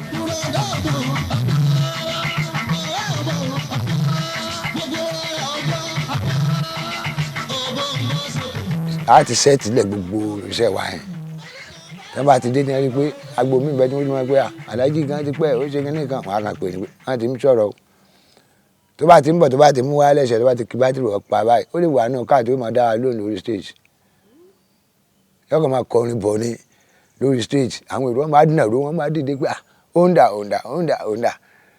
yọkàn gbẹ̀yìn stage wọlé ni tó bá ti wọlé báyìí. bó ṣe wà ẹ̀wọ̀n kí ló fẹ́ ohun aláàjì dàrẹ́tì ni tí máa torí mo sọ́ọ̀dì wọn máa rí pé bí àwọn ọmọ nǹkan tútù kan tí ẹ pé òun fẹ́ crack díẹ̀ máa fọ́ ní echo hall ìfẹ́ tí máa kàn fọ́ ní 1-2 lásán so that a lè blend ohun wọn. láwùrọ̀ bí kọ̀dá kó wọ́n padà lẹ́yìn gbogbo wa. ilé mọ̀ wá abala látọ̀ àwọn ọmọ ẹ̀ńtọ́ kan fún mi. hálà ìdè mú ma gbódúdé o. Bami tá a bá ṣeré tó ń múlé tó bá ti dé orí stage báyìí àwa kan máa tún wò pé ṣé kìí jẹ́ dájọ́ lóra wa kó káàkiri bá lọ dájọ́ para wa lẹ́sẹ̀ dájọ́ ṣe olówó àdúró we become another thing entirely on stage táwa náà máa wò pé àwọn náà ò ní filẹ̀ wàrà sọ̀rọ̀ mọ́. tó bá kọ orin kan báyìí ìlú tó máa tẹ̀lé ó ti mọ̀ tí ẹ bá fún that is why tó fi máa ń tarot pé omele o ó fẹ́ kí àwọn kìíní àwọn lead talking drum ó fẹ́ kán wálẹ̀ nìyẹn kó Barry like láti máa play sórí omele ó safe lórí omele àwọn tó bá dẹ̀ ń gbọ́ ẹ máa gbọ́ omele máa dún omele ni mo fẹ́ o pẹ̀lú ṣẹ̀kẹ̀rẹ̀ omele ni mo fẹ́ o pẹ̀lú ṣẹ̀kẹ̀rẹ̀. ìjọkọ̀ tó ó yà mí lẹ́nu tó jẹ́ kó wà so unusual sí mi agbéra fẹ́ lọ ṣeré fún àkọ́ ní Ondo State àmọ́kọ́ náà yẹn ní Fashaway agbéra ní Fuji chamber. My father sang from when they opened the gate at Fuji chamber till we got to Ondo State. Orin tí mi gbọ́ rí.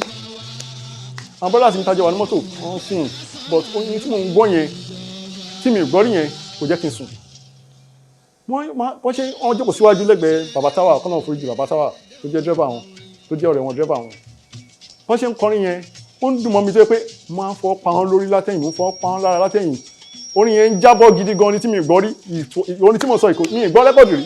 nígbà tí bẹ́ẹ̀ tàbá wà ní ilé orin yẹn bá dé má ti kọ́ rìkọ́dù orin yẹn báyìí ó máa gbà lẹ́fẹ̀ẹ́ lọ́wọ́ mi so gbàbí ìpàtí láti máa fọ́ọ̀mù kan tá a ṣe rẹ́kọ̀dù so bó ṣe máa ń ṣe nìyẹn so bí a ti fẹ́ ṣe rẹ́kọ̀dù yẹn a ti fẹ́ ṣe ó ti wà nílẹ̀ ọ̀rẹ́dì akọ̀kọ̀ fún ọ lára ẹ̀ ó dimension sí akó ńlọrin àbọ̀ sí Ìbàdàn ńlọ ní gírígì hotel ló ti kọ dimension fún wọn. ẹ̀rọ ni rẹ́kọ̀dù ohun tó ń bọ̀ lọ́nà ṣé kò wọ́n kọ díẹ̀ gbogbo ìròyìn á pariwo arájú ẹ̀kọ́ díẹ̀ bá wọn ń bẹ káwọn ó jẹ gbọ́ ń bẹ náà yọkànra kọ bíi tíráàkì kan kò ní kọ púpọ̀ tọ́wọ́ ti kọ́ báyìí anọ́dà ẹ̀jẹ̀ fìyókù pamọ́ náà wọ́n á ní arájú ẹ̀kọ́ díẹ̀ sí fún wa ó tún lè kọ́ sáà kò ní kọ́ lọ báwọn yóò tún fò síwájú yóò tún kọ́ díẹ̀ bẹ́ẹ̀ á níbẹ̀ tó bá ti jáde lọ ra tiẹ̀ èmi náà ra tèmi á tún ṣe máa kéré lọ.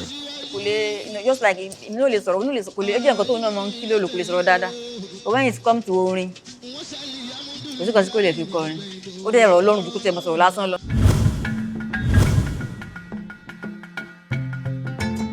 The album Love gives the public an insight into Barrister's private or family lives.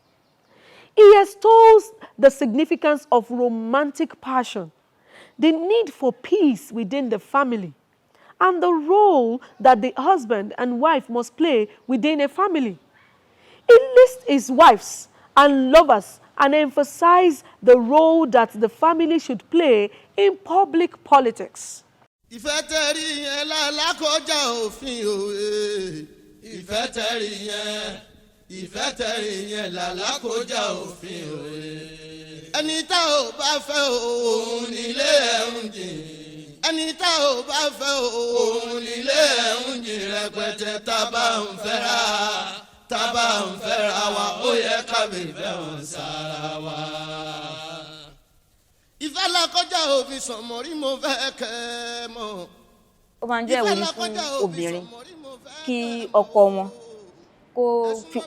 kó rí wọn ní ìrìyẹ nǹkan àmúyangàn ní àwùjọ torí pé nǹkan ìwúrí àti àmúyangàn ni fún ọkọ irú Barrister tí wọ́n ti yàn sọ pé a very famous person tó wá lọ nínú álbọ́ọ̀mù ẹ̀ tí gbogbo ayé nínú the whole universe tó máa gbọ́ ó dẹ̀ ń kí àwọn ìyàwó ẹlẹ́yọ kọ̀ọ̀kan bó ṣe yẹn kò ṣeé fún àwọn ìyàwó ẹ̀ nìkan ṣùgbọ́n fún gbogbo àwa obìnrin torí kò séèyàn tó máa gbọ́ tí yóò náà nítorí ọkùnrin ló ń kí ìyàwó ẹ̀ báyìí ó fi hàn yí pé ó nífẹ̀ẹ́ obìnrin ó tún nífẹ̀ẹ́ àwọn ìyàwó ẹ̀. àbúrò tó ní ní ọmọ àkọ́bí tí oníwèrè ẹgbẹ́ tó bí fún ní Razak then ó fẹ́ another woman ìyẹn bí ọmọ mẹ́rin fún ó ti kú Mama Biola then ó wá fẹ́ graduate kan Aira ló wá change life ẹ̀ ló change lifestyle ẹ̀ Aira had masters only masters they were living together. mo lọ sí program kan tó dára wa ó sọ̀rọ̀ nípa Barrister mi dẹ̀ ń bọ́ lójú mi bó ṣe tọ́jú àwọn ìyàwó sí tó kò ṣe pé ó ń ṣe ní ojú ayé ó fi ń kọrin nìkan ó ń tọ́jú wọn nínú ilé ìyàwó sì lè sọ ní tàbí ẹ̀ pé báyìí lọkọ̀ òun ṣe ń ṣe fún un nínú ilé. tó bá ti délé is another person entirely. The father wants to take care of you, wants to listen to you, wants to know what's stopping you, he wants to know everything about you. And he's the kind of person, he knows each and every one of us. He knows our personal characters. So we study you to that extent. So he knows everything about you. Bó bá sọ, ó mọ̀. Bó sọ, ó mọ̀. Wọ́n lọ ṣàbò àwọn ọmọ tó bí jọ. Wọ́n sẹ́ni wọn lọ sí abroad kọ́ lọ kàwé. Razak,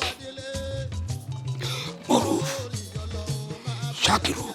Major priority for all his children is education. You have to be educated. Tí pàtì kò kù ni, o gbọ́dọ̀ kàwé. And he's ready to spend anything, ready to spend any amount of money to make sure you are educated. Ó sọ nínú family planning pé ẹ jẹ́ ká bí wọn bá tá a lè bí wọ́n lé mi náà bí tèmi o bí kò tó pẹ̀lú àmàdé ká lòun máa tó dẹ̀ tó àwọn ọmọ ẹ̀ so àwọn ẹ̀yìn náà wọ́n yọjú ó fi hàn yí pé ó tọ́jú lé nígbà yẹn òun náà nǹkan tó ń sọ ó ṣe é ó mú lò. I was about to say I'm the son of Dr. Sikiru Ayinde Barrister. Privileged to be a son of Dr. Sikiru Ayinde Barrister. Coming to this world again, I want to be a son again. Ilé mi yóò máa rọ̀ dẹ́ẹ́dẹ́ bí àdánwò yìí. Ilé mi yóò máa rọ̀ dẹ́ẹ́dẹ́ bí àdánwò. Tá bá rọ́mọ tó pawó ilé sálámì láti bí. Tá bá ráyà tó wá ẹ̀yìn ilé sálámì láti fẹ́. Ilé mi yóò máa rọ̀ kádàrá. Ilé mi yóò máa rọ̀ dẹ́ẹ́dẹ́ bí àdánwò. Apart from his fame and wealth, Barrister was a dresser.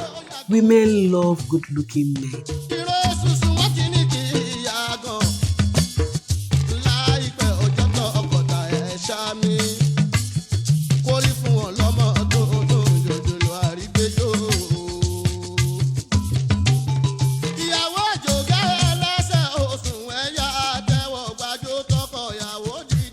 Àwọn tó fẹ́ tẹ̀sí ẹ̀ wá tó ti sọ pé irinṣẹ́ ẹ̀ lé o. Even one of my colleagues who got the paper, máa mú pépà yẹn wá fún yín. Apatijúre bá a máa fúnni kọ́kọ́rọ́ ẹ̀lẹ́ kò sí lọ́wọ́ ẹnìkan ẹni tó bá lọ́lù bá kú. Àdájẹ́ ló wò yàn jẹjẹ ló láyé.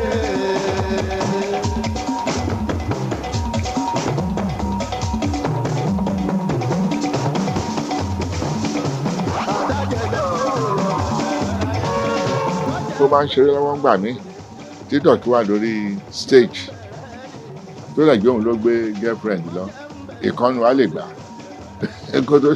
kó tó bùṣe àti disappear pẹ̀lú ẹ̀ kò ní bínú nǹkan tó wà ní pé ìyàwó ilé ẹni tọ́ṣẹ̀ we have respect for our wives but when it comes to girlfriendship anything can happen.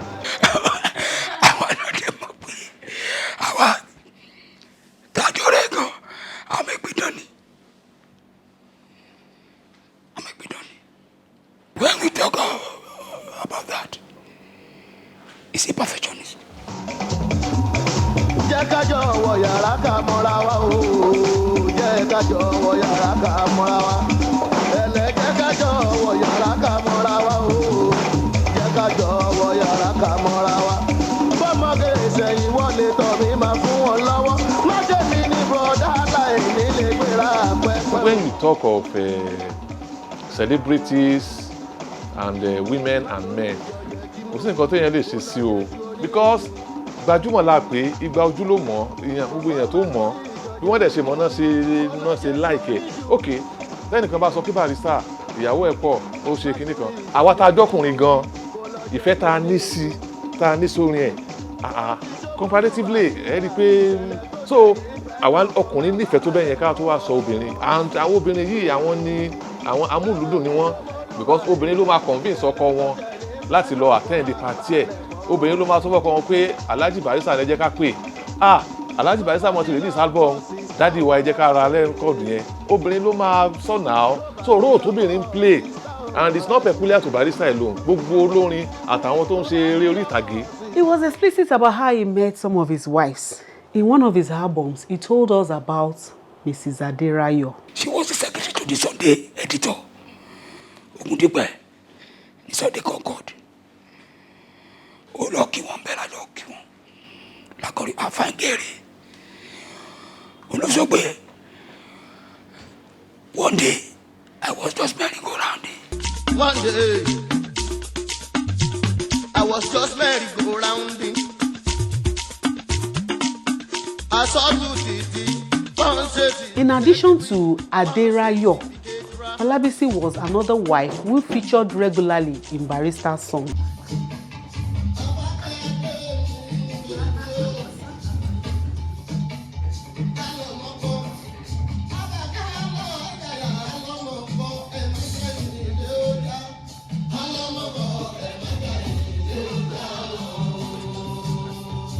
Alhaji fẹ́ràn ọmọbìnrin yẹn gan alọ́mọkọ yẹn Olabisi Alhaji fẹ́ràn Olabisi gan and I'm happy that you are going to interview Baba Osefa. He will shed more light on Alhaji àti Ọlábísí. Irú ìyàwó wo ni ò tiẹ̀, irú beauty wo ni ò ní, but she loved this lady so much so that tó bá ti lè fojú gan ní ẹ̀ báyìí anything tó bá wà láàrin wọn ó máa settle ni. Lábísí àlọ́mọkọ ìyẹn ò bímọ fún but ayọ̀ ẹni ó lọ́fẹ̀ẹ́ gan fat àṣejù wọ̀.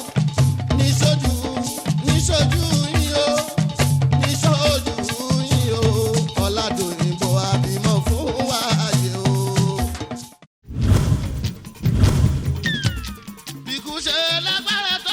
Aging is natural.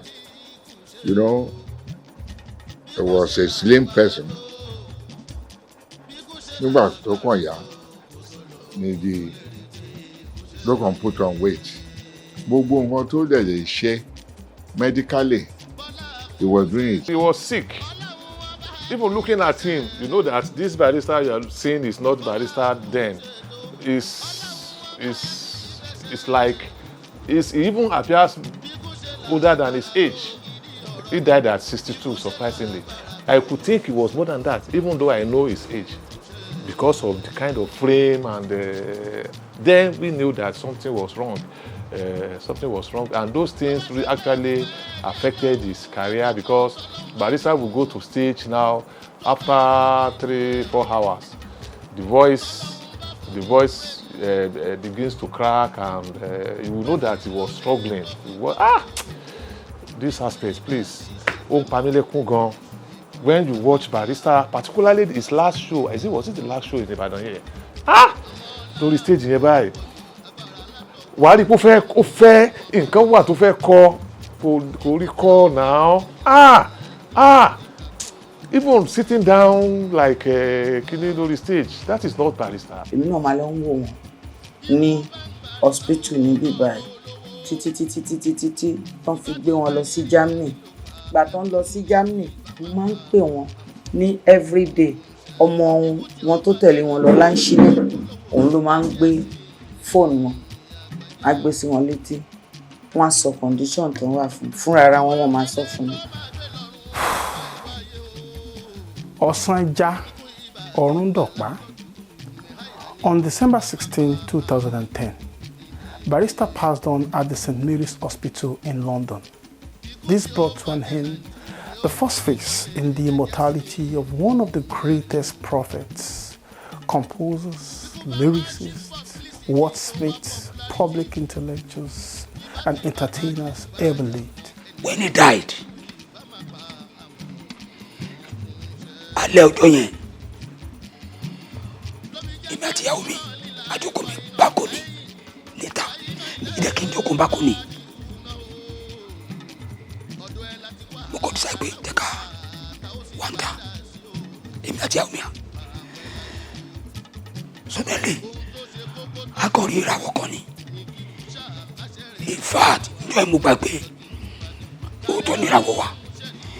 Bí ìràwọ̀ ẹ̀ ṣe dábàá ẹ̀, bí ìgbà tí náà sọ lọ́rùn, mo láti sá ìyàwó mi náà sá, a sá wọnú ilé. Bẹ́ẹ̀ ni ọkọ̀ gbọ́ phone call. Ó wá jẹ́ ìkànnì àwọn èdè ẹ̀, Wàsíù dáadáa la ń gbé. Ó ṣe fóònù mi, ẹ̀zá, mọ́nà ti gbẹ́gbọ́n yín lọ sọ́sìbítù o. Pé bọ́tà báyìí bí fóònù mi ṣe ríǹgì nìyẹn, mo rántí ẹni tó pè mí jọ yẹn. Kọ̀nà àbúrò dáàdì wa tó jẹ́ fan dáàdì wa ló kọ́kọ́ pè mí jọ yẹn. Wọ́n máa ń pè wọ́n ní ààrẹ Danjuma, Kamaru Àjàó Danjuma, wọ́n máa ń pè wọ́n. Bí bàbá náà jẹ́ fún mi, bí ẹ̀gbọ́n náà jẹ́ fún mi, dáadáa ni wọ́n.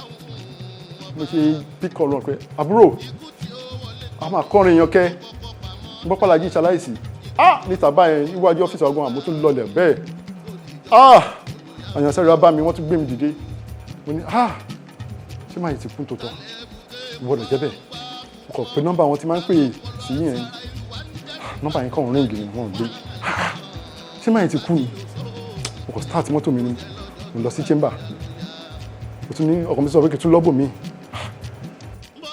Me tell I was confused. Mo nǹkan tí fẹ́ ṣe.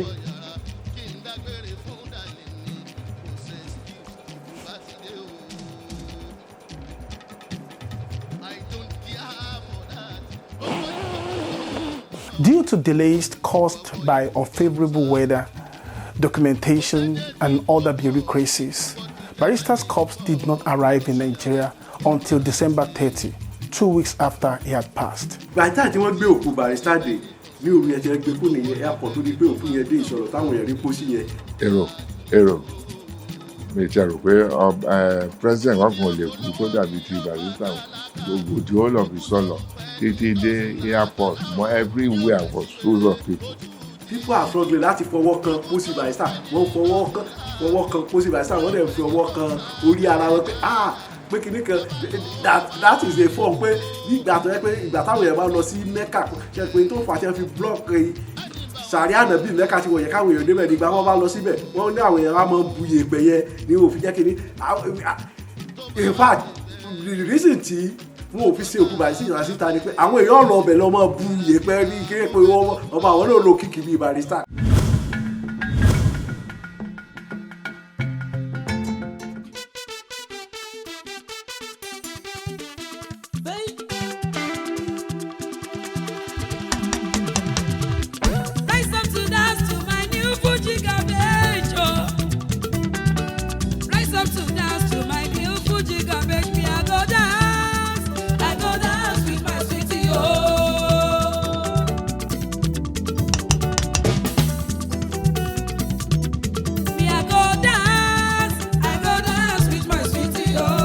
tó kú tán alájẹjú pè mí wípé Abe sọ pé nínú báǹdì kókó níwọ̀n náà jẹ́ ó láti fẹ́ ṣe báǹdì kó má kú pé ká máa gbọ́ rẹ́kọ̀dù nìkan pé báǹdì ẹ̀ka jẹ́ kí báǹdì máa lọ àgbìyànjú ẹ̀ títí fún bí ọdún márùn-ún àárí ṣe.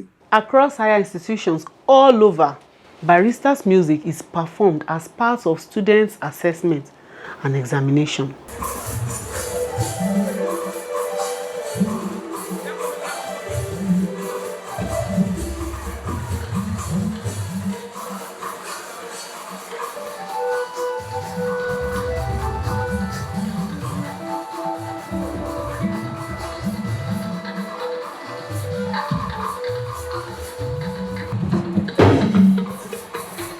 Rise up to dance to my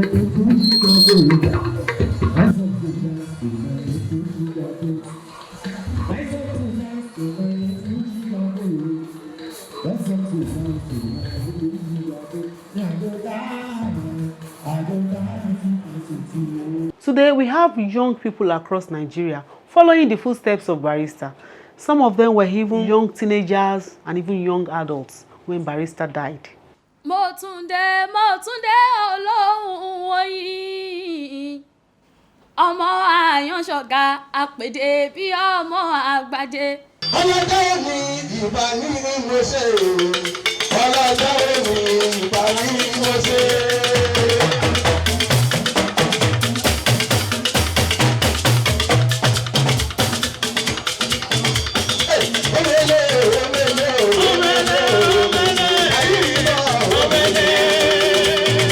Although Barrister recorded some firsts in his career, the activities after his death really introduced a new dimension to the number of firsts he recorded in his lifetime.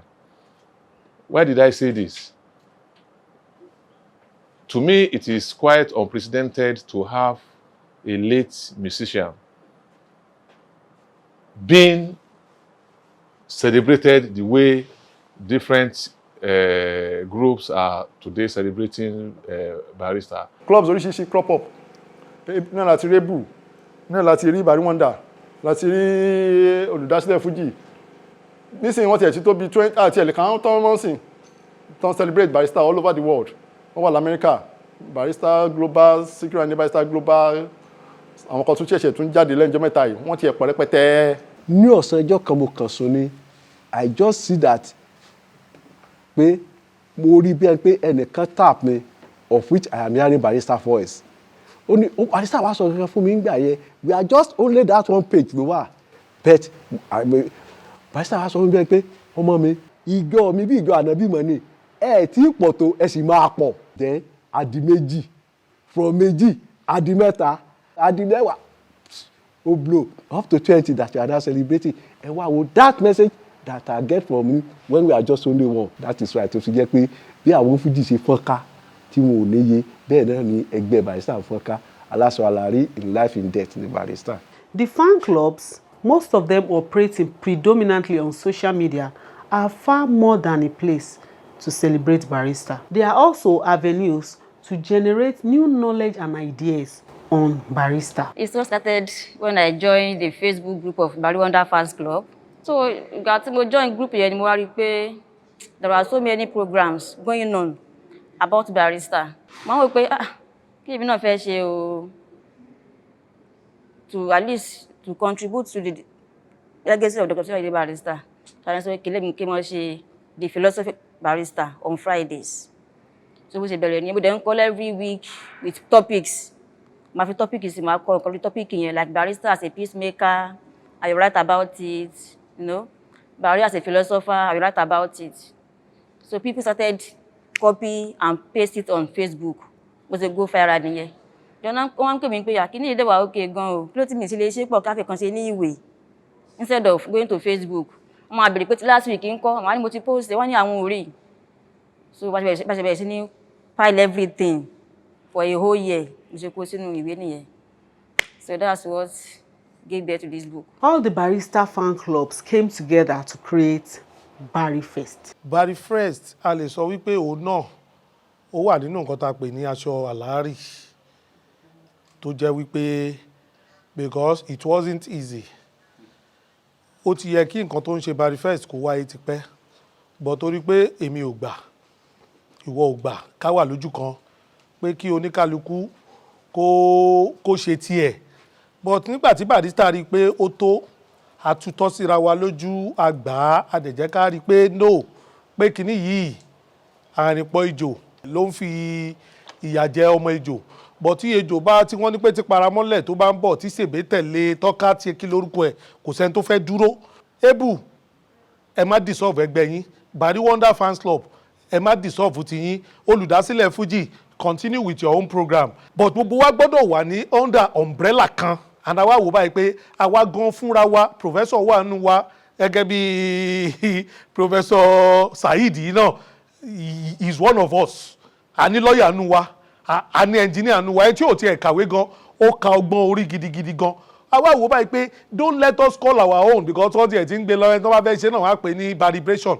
a ní no we need to kọ́ ìlórúkọ jáde pé káwò pé kí la lè pé tira wa òun la ṣe pè ní Barry Fest. Barry Fest yẹn mean Barry Festival. Barrister fan clubs need strong institutional and government support to immortalize him. In August 2021, a bill was presented to immortalize Barrister to the Oyo State House of Assembly. The motion which spells needs to immortalize a music icon and general, late Dr. Sikiru Ayinde Barrister, MFR. Sponsored, Honorable Yusuf O. Adivisi, Ibadan Southwest 1 State Constituency, Deputy Chief Whip. I witnessed the event. It was a beautiful sight.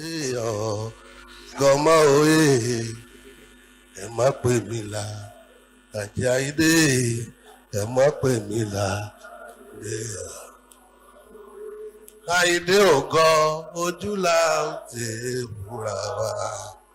Ayinde ògo ẹ má pè mí là.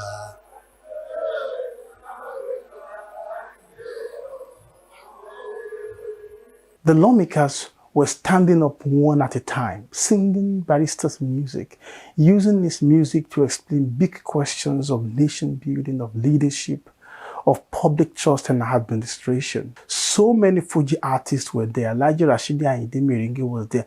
Alhaji Taye Currency was there. SK Sensation, the president of Fuji Musician Association was there. So many of them. Barrister Fans Club all over the country. Some of them came from the diaspora, members of the Barrister family. They were also there.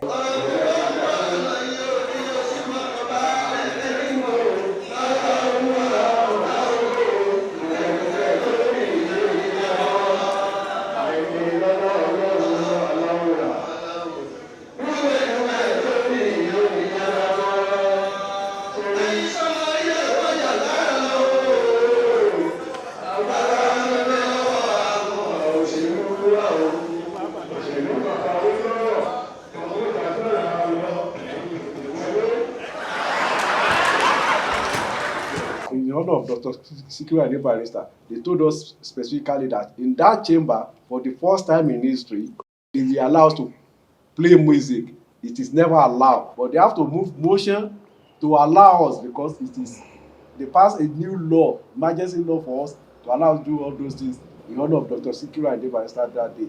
The resolutions as amended, say aye. Aye. Those against say nay. The ayes have it. Congratulations. Nígbà tó jẹ́ pé àwọn legislative arm of government wọ́n ti really adopt this kìíní yẹn wọ́n dẹ̀ ti not adopted and passed. Second reading, third reading, all the necessary reading has been done and resolution ti were accepted. Wọ́n dẹ̀ ti pass it to the table of Governor Ṣèyí Mákindé. Kọ́ńkàn bá wa buwọ́lù kí wọ́n dẹ̀ jọ deliberate pé níbo ni wọ́n fẹ́ fún wa ibo ni wọ́n fẹ́ fi bàbá yìí ni wọ́n fẹ́ fi sọ orí. Tó bá jẹ́ pé cultural center tora ní cultural center níbi bí yìí òun ni wọ́n tiẹ̀ fẹ́ bá wa fi sọ orúkọ ẹ̀ kí wọ́n wá sọ tí wọ́n bá tiẹ̀ ready láti ẹ̀ ti náwó sí cultural center láti ẹ̀ ti lè gbé dìde kí wọ́n filẹ̀ fún gbogbo Bari fans all over the world. Kí ni nǹkan tá a fẹ́ ṣe fún Barrister mi ṣe rí títì tó wà ní Ọkọ́ta Palace Way yẹn I suggested that it should be renamed after him and then any other thing tó bá lè ṣe káwọn Ìbàdàn tó ṣe ìyẹn lọ́mọdé ń sọ yẹn o. Let us immortalize this man. Let us ask the federal government of Nigeria to do something concrete for this man. The Lagos State government promised to turn this place to a museum. And because government is a continuum, I believe the present government should do something about that. Contrary to the museum, but there are so many other things. Anybody that's gotten any idea that you can talk to the family, or you want to do something with the family, we are welcomed. We talk and discuss and forge ahead.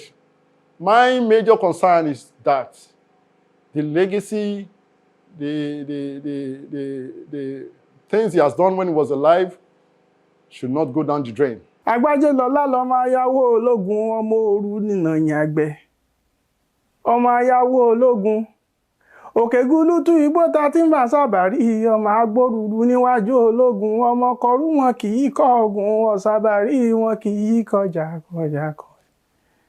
Bó o bá kẹ́mi ní kẹ́kẹ́ máa kúkú dẹ́gbẹ̀jọ ọkọ̀ kí kẹta ìkẹ́ máa dẹ́gbẹ̀rin ìdínlógún òun ni ọmọ ayáwó fi ìdógba ọkọ̀ ọmọ òkè kan ọmọ òkè kan. Ọmọ òkè kan tí ń bẹ nípẹ̀kun òpópó Ìbàdàn bèèsì ọgọ̀ Ìbàdàn wá mẹ́rù ẹrù rẹ̀ náà mẹ́rù àwọn lọ́mọ abẹ́rù múràn lẹ́rù ẹni tàdábọ̀dí Ìbàdàn dúró bẹ̀lẹ̀ tàṣẹ tó kì í tiẹ̀ bọ́lẹ̀.